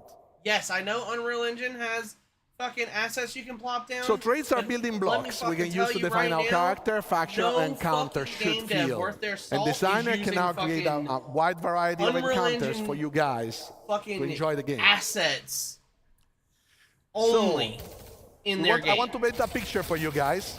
So this is the bunker mission in Pyro, right? And we have a set of enemies that are defending the environment. So this is a, imagine somebody an left their infiltrate cutter and out here destroy mission. completely Those guys unlocked are and there open. defending the bunker. You need to take it over. You need to basically Bet I can't loot kill it. them all. You are now fighting against enemies that they defend the environment. So before we go to the next slide, imagine the same environment, very similar enemies, but different traits, same behavior. So now you are defending an environment and they are aggressive towards the environment. They want to take it. So what you will see here, Zach created a mix of enemies. Some equipped with, for example, shotgun and aggressive traits. Now they will push towards you. They will force you to take actions and to react to them. They reload. Some will cover up. Obviously, this is with God mode on, so Zach was not dying. So this is possible to set up with a tick of a box.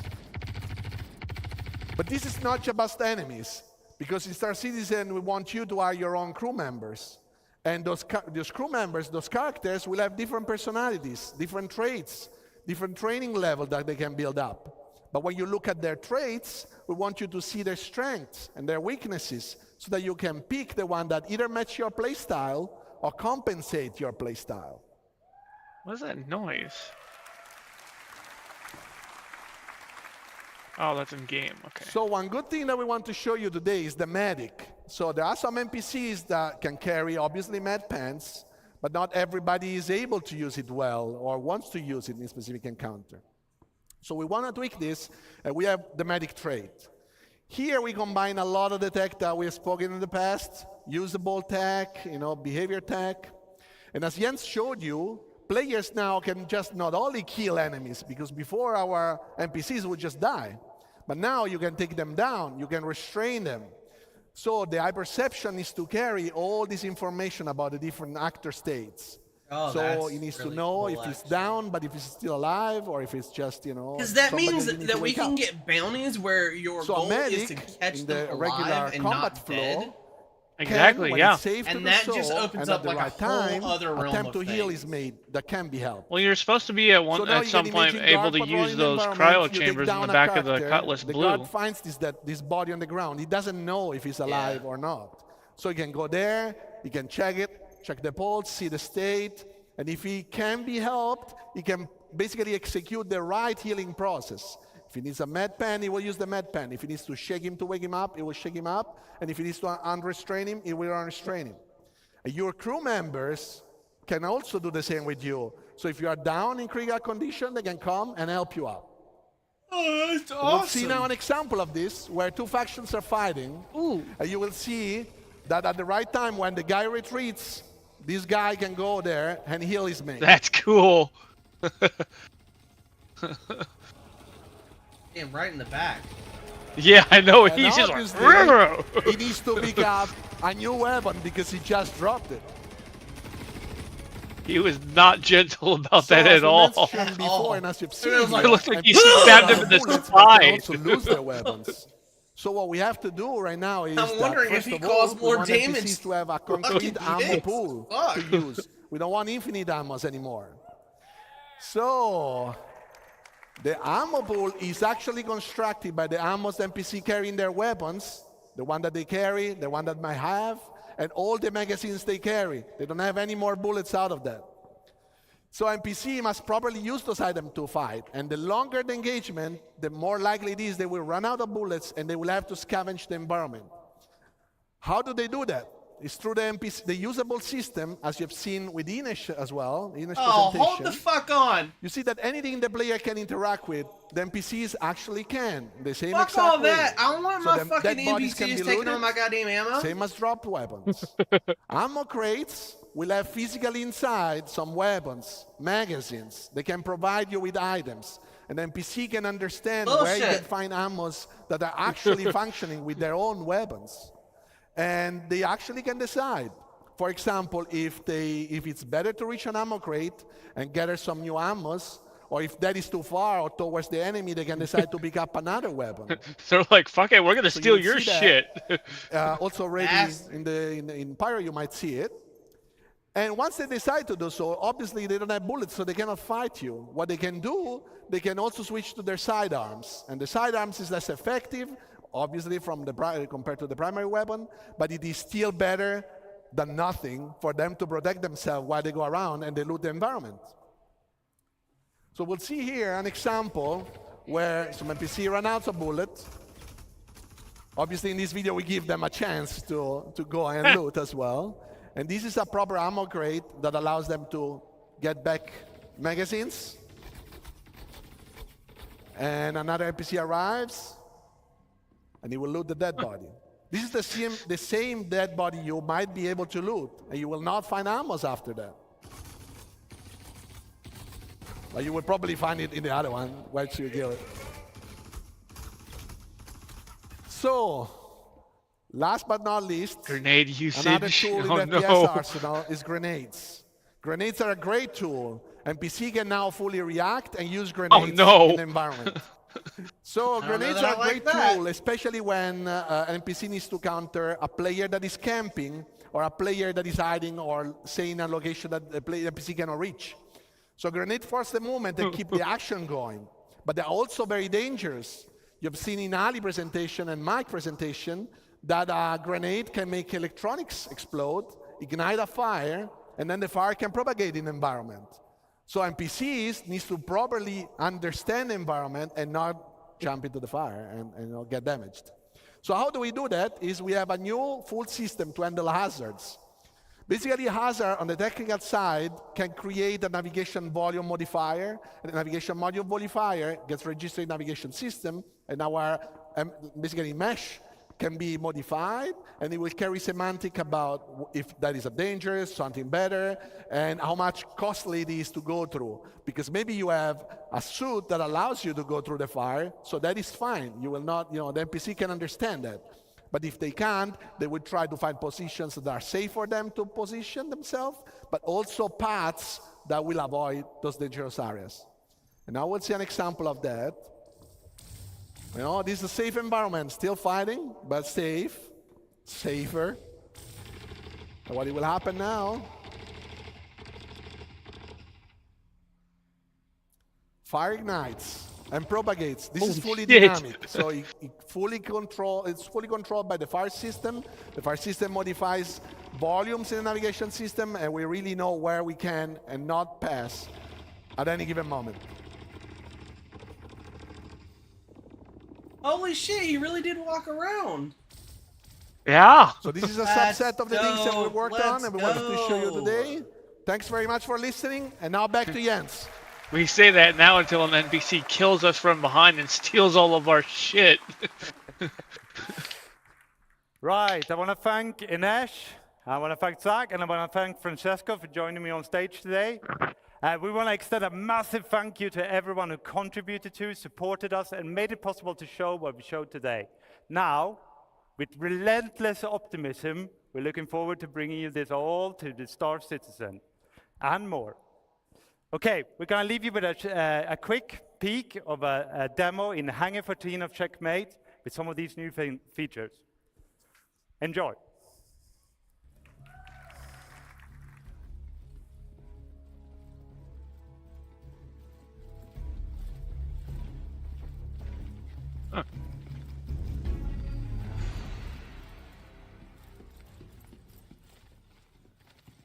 Oh, please tell me we get some stealth gameplay here. Looks like where he bonked the guy's head on the railing. Yeah.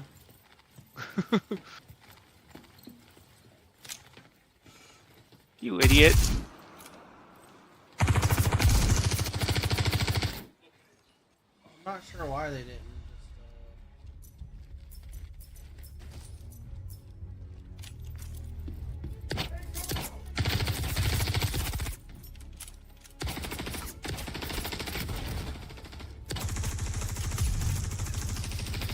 I don't know what this guy's doing. Devs make the game. That doesn't mean they're good at the game. I have lots of questions right now.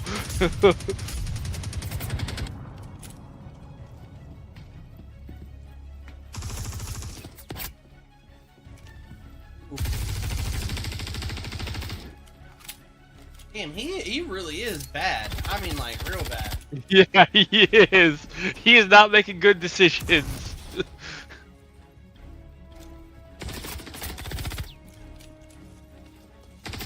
There's someone right beside and below him. Yeah, they're coming up now. You better run, dude. Ooh,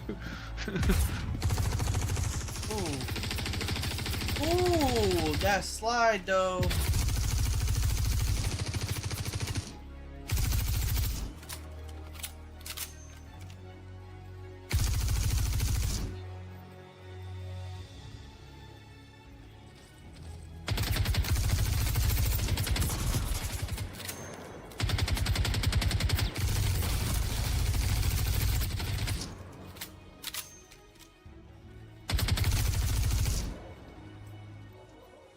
Dude, this is great. There's a dude right. Oh wait, okay, he wasn't down. This new loot system is just so fucking good, dude. Yeah. Loot has always been so buggy. Ooh, don't, And time man, consuming. Don't die. Good Whoa. shot.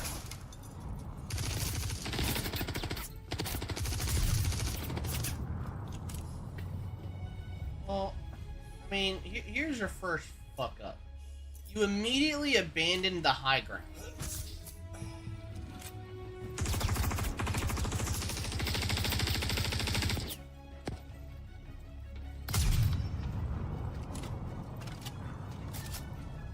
Very bad tracking, dude. Holy shit.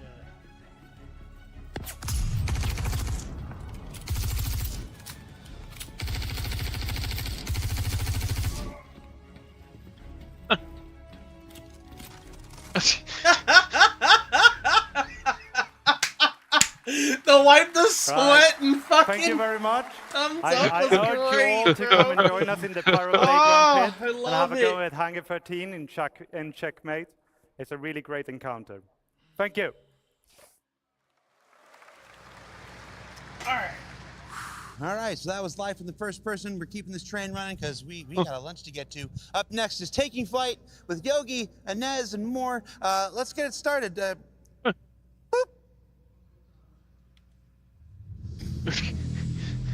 He did not expect that to work. No.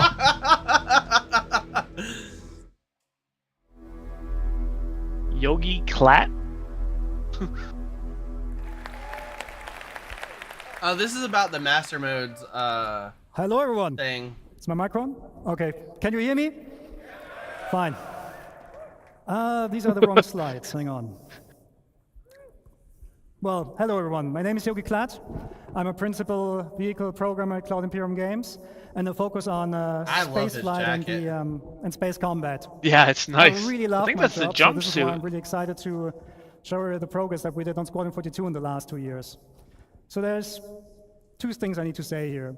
First thing is we're doing a live demo, and the build is about 12 hours old, so there is a good chance. There's a good chance for bugs, which, well, if you see them, just look away. It will be fine. The second thing is, I'm not This was 12 flying hours myself ago? today. It will be Brent Gunzinger. No. The build was 12 hours ago. Yeah, what I'm saying is, if it was, He's using it a was setup compiled of two VKB and ready for a sticks, stage so left and 12 right, hours Horsa ago, setup from VKB, and he's also that using means the fantastic we're Toby pretty device. fucking So we'll swap close. during the presentation between using hat tracking and not using hat tracking. Yes. So, but the good thing is, the relationship between you and your starship, it doesn't start when you take off. It starts way before that. There's a lot of stuff we do now in pre-flight. So please welcome back Ines Caldas, who will walk us through that process.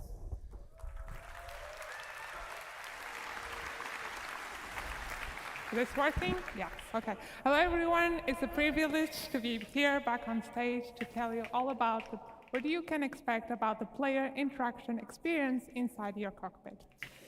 If you like, I've told you before how we've been working towards improving the player interaction experience all across our game. And we wanted to bring these improvements to what happens inside the cockpit. So we wanted to give you a greater immersion and Okay, yeah, the slides are not, sorry about that.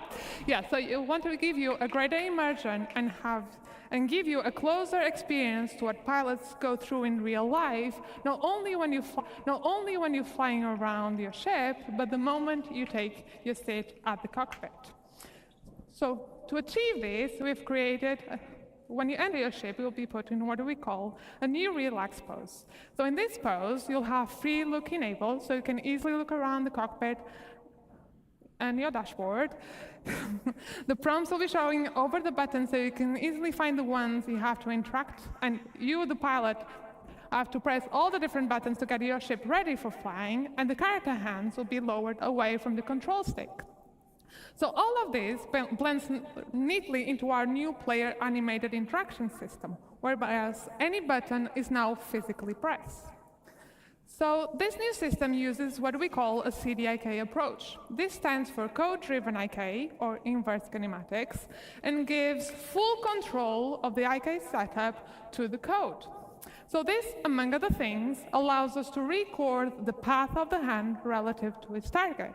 So we can have more detailed animations than just simply blending the hand into position. So for example, we can open a flap and then press the button. But you know, enough of me talking, let's go jump into the demo and see all of this in action. So now. So Brand very kindly will get us into the ship while you'll see the new it's the rune station too. And you'll see the new animations we have been working on.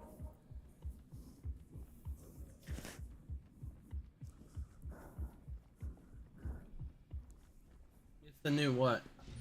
Rune station over in Pyro. Oh, okay. I was like, sorry, my bad. So you can see now that you won't directly grab the control stick. You'll be put onto on this relaxed pose with free look enabled. And you can see the different prompts appear over the buttons. So let's get this show started and get your ship ready for flying. So Brand, if you could close the canopy so we don't go flying around with that open. Power our systems. Oh, look at that. And finally, turn our entrance. Yeah, so you are now ready for flying. So we will be bringing all of this to all of our ships in our fleet. And that's all from me. So please join me in welcoming I want to know more about this Tony UI, to tell you all about the new UI. Yeah, it looks really nice.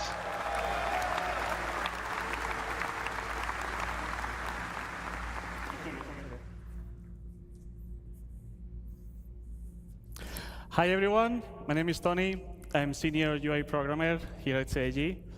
And I'm here to explain some of the spoilers that you saw yesterday about our new ship UI. So, are you ready to see the ship UI in action?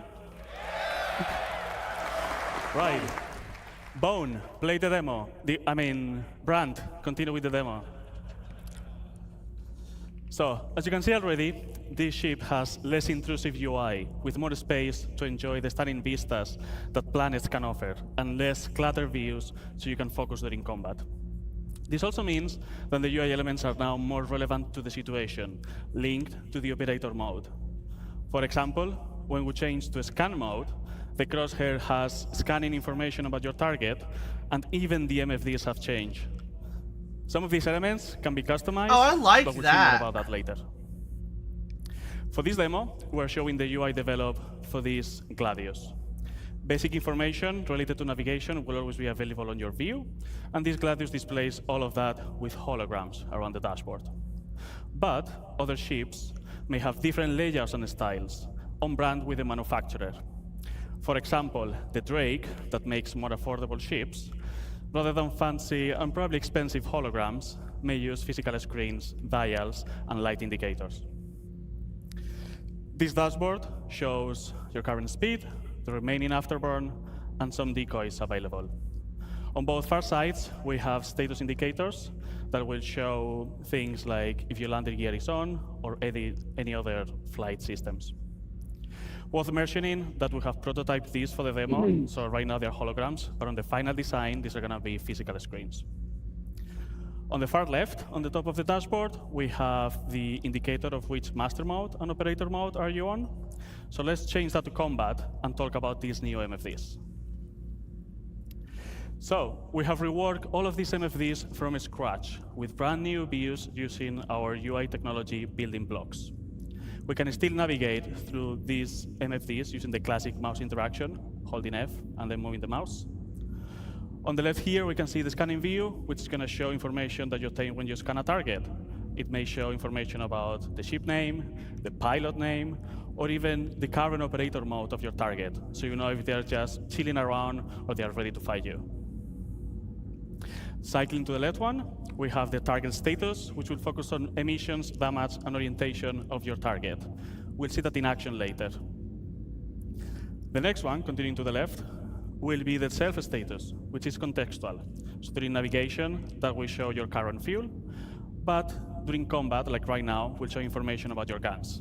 You can click on the gun, and you can see basic information about that. You will see the name, and you can also see in which group they are assigned, which Yogi will explain later. On the MFD on the right side, we have the power management, where we can distribute the power of different systems of the ship. You can click on the triangle and move it around to change the distribution, and you can turn down the total power of the ship that will generate. The classic key bindings that you all know already works, so when you change the power management, you will see now a triangle on top of the radar to show you the changes. Now, instead of using mouse, you can also use key bindings to select MFDs and cycle through the views, which might be faster when you are in certain situations like during combat. And for those pro players out there, we have added about 100 key bindings, and I mean 100, to navigate through all of these systems. Jesus. So you can fully customize how you want to navigate through them. I don't know if I'm excited And about I really that, I'll be hope honest. that's more than enough. That's a to lot use of on key your bindings. keyboard, on your HOTAS, or even on Yeah. your game class setup. But if you need more, just let us know. Anyway, I think you're not gonna need even those many shortcuts. For each operator mode, we now persistently save which views are shown on each MFD. So you can customize what's important to you for every situation. So as an example, during combat, you might want to have target information on your MFDs, but maybe when you change to quantum travel, have your current fuel, spend some time on the configuration screen, for example. Let's talk about this configuration screen. We're going to have now here a variety of options, from customizing UI elements to enable systems of the ship. We may see some of these later in action with Yogi. These settings are now available on this screen, not in the global settings of the game, for quick access. So just as a warning, expect changes on the settings that you already know, but we'll tell you all about it when we have it ready. And the important bit about this is that they will persist to your ship. So you can keep different setup of which UI elements and even ship systems enable for how you personally use each of your ships. Oh, thank God, bro. Persistent MFDs is so fucking useful. Now, some of you might be thinking that these Gladius doesn't have enough MFDs. Can we enable the top setting? For those of you that you want to see even more information, you can now cast versions of these MFDs to your helmet. That is so cool. Holy shit, that's awesome. That is everything I've ever wanted. Holy shit. For this, you're going to need to equip the appropriate helmet, so it's connected to your ship and I can get all this information. You can use the key bindings that I mentioned before, so you can select which cast do you want to control and how to cycle through them. so you can pin views that are important to you that will move with your camera. So as you have seen, if you're aiming at the target or if you're moving with your head tracker, those views are going to be always with you. With all these tools, you can customize your experience and have it ready for every situation that you encounter with your ship, always displaying the relevant information to you. So for example, during combat, you may want to have all the UI elements enabled, all the pips, all the crosshairs, so the information of your ship on the physical MFDs, and maybe focus on the target information on your cast, so they're always on your view. But maybe when you go to quantum travel, you can turn those casts off so you can enjoy the vistas. That's all from me. Now we have MFDs ready, and let's bring Yogi back to tell you all about flying your ship. Thank you very much.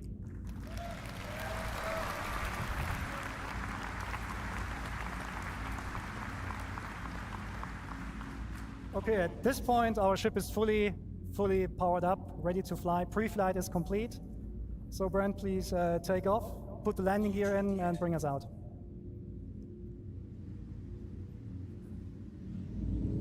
Have you seen the interaction? This is great, isn't it? Okay, so one of the problems we always have in space games is to produce a sense of speed. Space is big.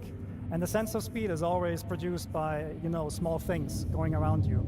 So although it's not very visible here, the VFX team has actually added space dust. So in the future, you can tell where your ship is going, even without looking at instruments.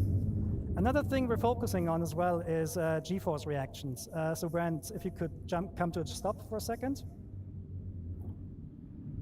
When your ship is sitting like that, and you strafe left and right, you have these small head motions. That basically make your head and your body react to the G-forces they're currently enduring.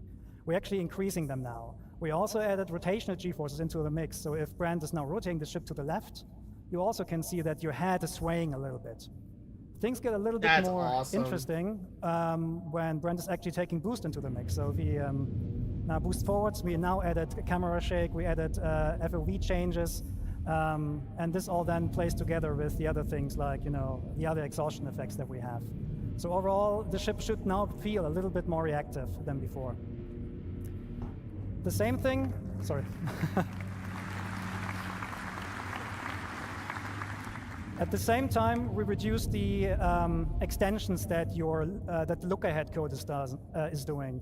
So we basically narrowed it down a little bit so it mixes better with G-force reactions, so that even when you don't have a head tracker or something like that, it will still feel pretty good. But this is just a minor change. We also improved the flight controls themselves. So take a look at the speed gauge, for example. It's a little bit twitchy today. What that speed gauge is telling you, the number that's currently moving, is what kind of speed goal Brent is actually putting in. If he puts his stick all the way forward, the left one, you will now be able to see and read the number that you're asking IFCS to speed and forward momentum. This also allows us to bring back the sticky throttle we had pre 3.5, where now, if you play with mouse and keyboard, you can press W and S to increase and decrease your speed and let go of the key, and the ship will not automatically come to a stop. Of course, this is all completely configurable, so you can enable that or not if you want. Oh.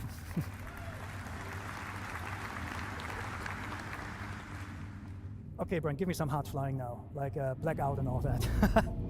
Okay, so another thing we changed in the flight model is that we actually looked at the tricoding exploits. These are really important for PvP and racing players among you, because tricoding gives us a mathematical problem that we're trying to resolve. On some ships, when you tricode, you get actually up to 50% more acceleration. That huge difference actually makes a lot of the ship difference meaningless.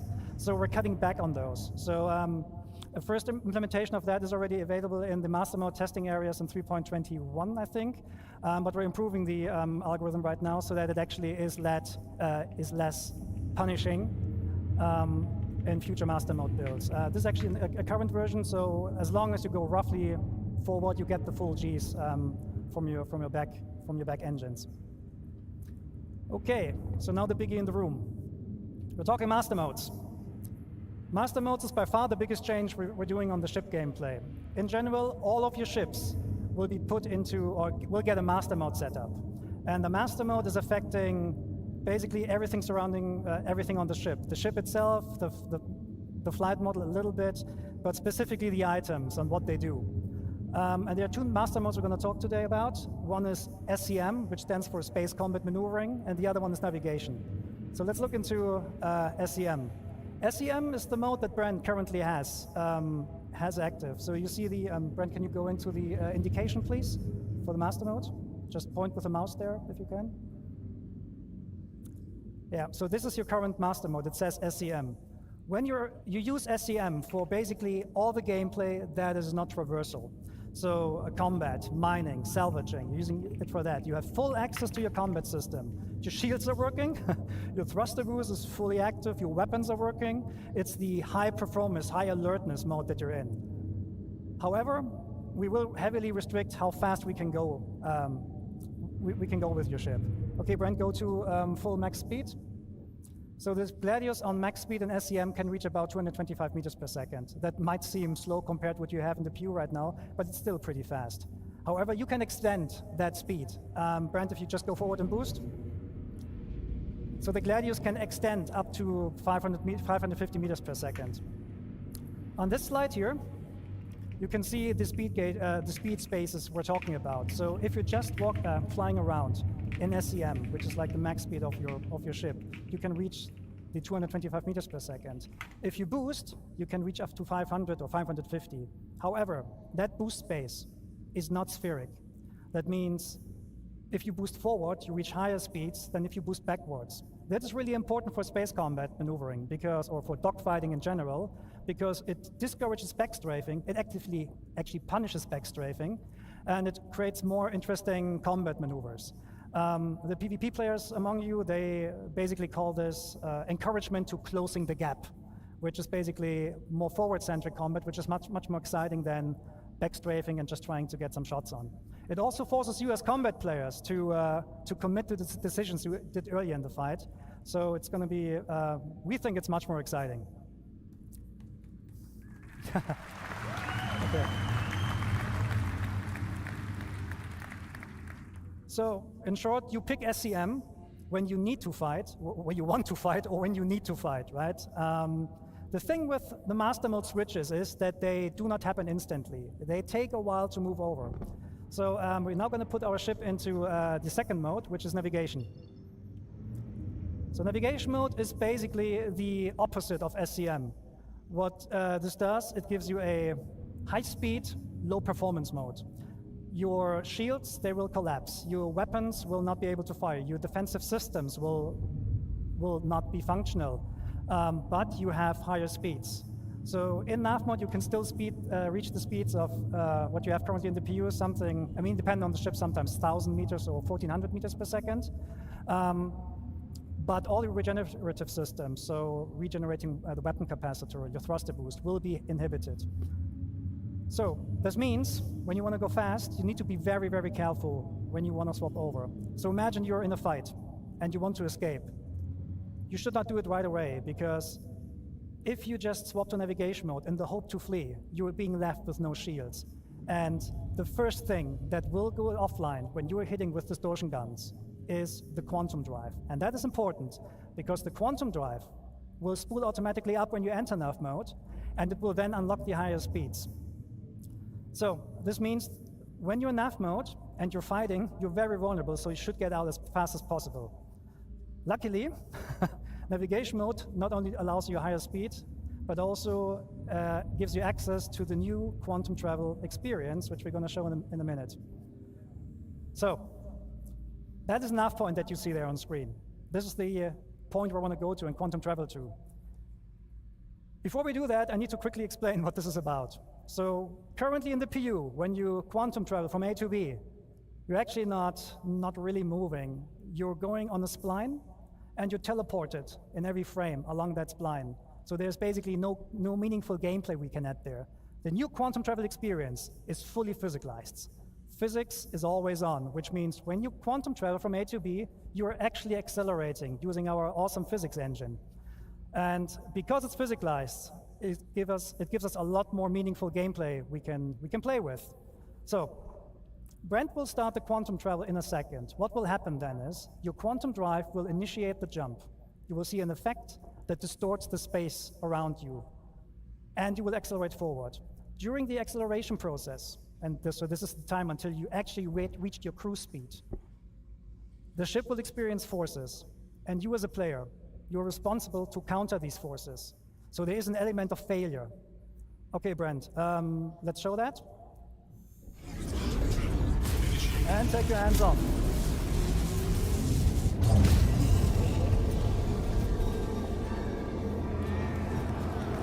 That's cool. I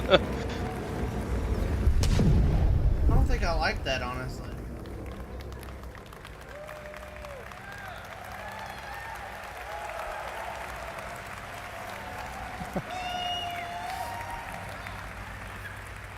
I mean, the animation is dope. But... So what you just saw is basically the failed attempt to quantum travel. Brad wasn't countering the forces, therefore he was thrown out, the quantum bubble collapsed and threw you out. Your ship doesn't like that. IFCS needs 5-6 seconds to recover from that, during which time you're just tumbling, right? So, and this is not just like dependent on your skills. If you think selecting a proper quantum drive doesn't matter in the future, think again. If you want to take care of your quantum drive, you want to repair it and keep it in good shape. So if you buy a cheap one, your travel will not necessarily be faster, but it might be harder. Okay, so Brent, show us how it's done properly.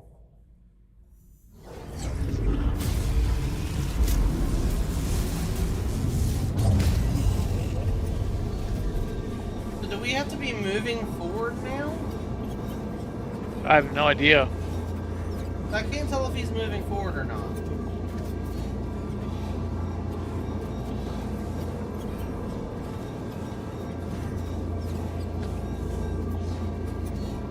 The bubble is locked. You can now go hands off.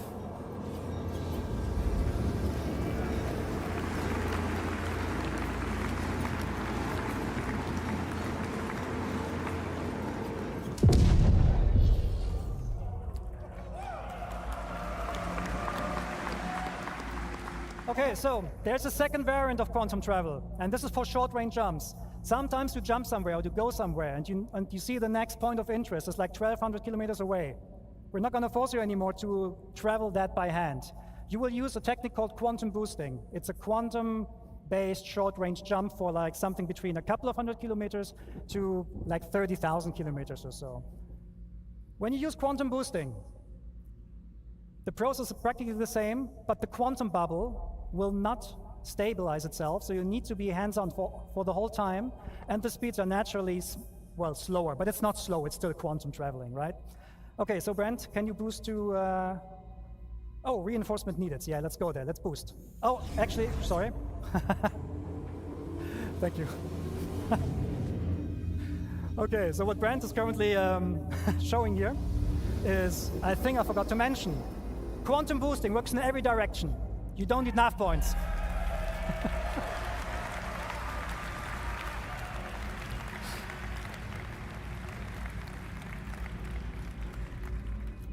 Brent is awesome, thank you. Okay, so now, please boost to reinforcements needed. So if there's enough point and you boost, your quantum travel system will pick that knife point to go to. Welcome to Pyro 3.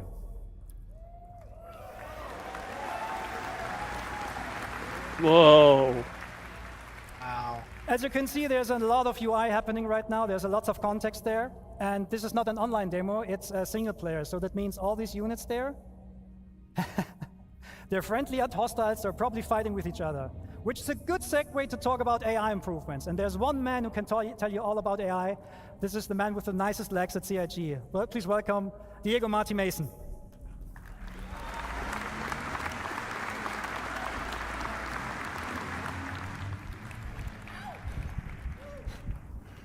So who's excited to see the new AI changes?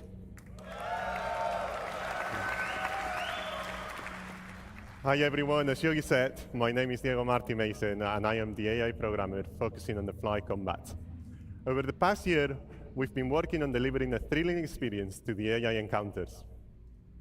Let me first walk you through our journey. We first started looking at the current AI behavior in the PU. We quickly realized how uniform fighting was, and how we were not using all of the tech available to us to make a more interesting experience. We had the foundations, and we wanted to learn more about how you, the players, do your combat encounters in the verse. So we did this by getting combat recordings, analyzing videos, and internal playtesting, where we were hammering each other for hours. It was fun, unless you went up against experienced fighters like they are. Anyway, with all of these data, we started crafting the first prototype, with the focus of bringing that human behavior into the AI brain. When the first version was ready to be tested, I handed it out to one of the best internal pilots in the team, Yogi. So Yogi, what do you think about my first prototype? It was an exercise of humility. It was an exercise of humiliation. I hated it, and I blame Diego. So this was due to the AI being able to keep a good range control and a perfect orbit around their target while maintaining a constant firing solution. Come on, it's a computer. We learned a lot from our initial prototype, and it really helped us to define what we wanted to deliver. A combat experience where the AI, yet challenging, makes mistakes, just like us, humans. We want players to leave every combat encounter with a feel of satisfaction by encouraging you to keep on the move and make use of the vehicle systems available to you, so you can at least try to win the fight. Let's see how we brought this new iteration of combat to life. We broke down in multiple stages. The first one, interception. Then the main engage phase, which we broke in different tactics. Strafer, jouster, chaser, and finally, disengage. Let's switch to the demo. As you can see, Brent has encountered a skirmish. Let's talk more about the combat flow there.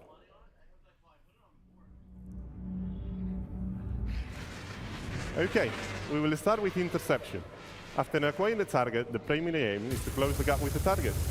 If the AI is already near the target, the interception phase is skipped completely.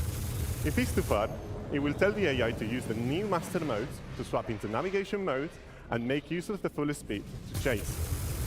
Swapping back to SCM mode when we are in a striking distance. That leads us to our second phase, engage. Here the AI selects an adequate tactic based on combat environment. These are choosing via the traits and tactic selector system. You've heard more about them in the previous talk by Francesco. So let's talk about the Strafer. As this is a 6 degrees of freedom game, it's the natural combat shape adopted by pilots. We have related the same behavior to our AI, ensuring also that orbits are closed and adding variations to include rolling. Strafers will break combat if they cannot keep an orbit. So now we see how the Hammerhead is being attacked by Hornets. These Hornets are jousters. Jousters consist of performing straight-in attacks whilst outputting a lot of firepower, blowing through, smooth turning, and repeating. We added variations for the more skilled pilots, like skid roll attacks, that provide a spider-like flight. Oh, fuck! Jousters are also good at monitoring for back strafers, so if they cannot get into strike distance, they will just spray. Yes, I am. And finally, the Chaser. No, that's not my chat. Now, Brain is going to get there in a second, but the Chaser is going to be the Cutlass, which is following one of the Hornets and is allied with the Hammerhead. Now, we are really far away, 10 kilometers.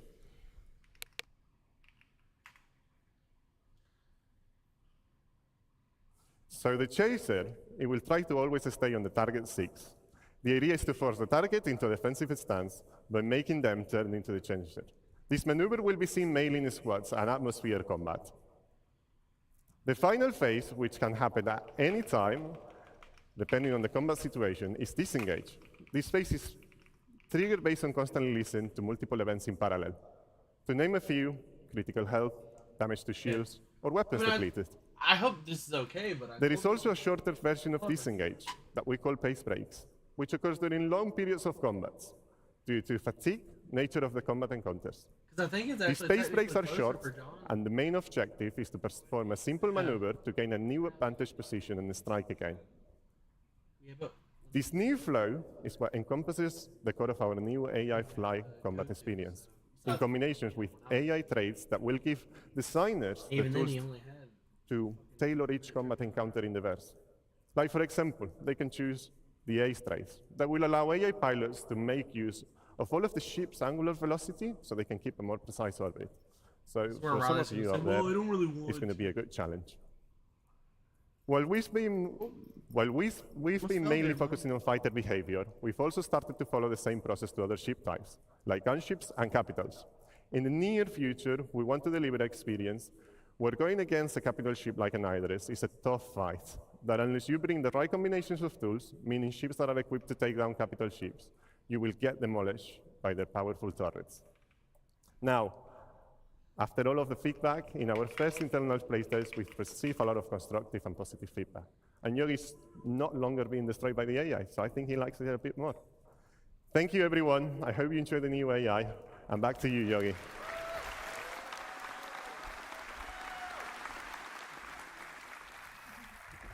Thank you, Diego. Okay, so now we're going to talk about, we heard about how AI makes my life hard. Bro. Now let's talk about how to return the favor. We're talking weapons. Yeah, I'm just watching the live stream. I So- was actually playing, but The weapon and aiming systems and squadrons, they went through bro. a lot of changes. I can only mention a couple of them, so I will go through them relatively quickly.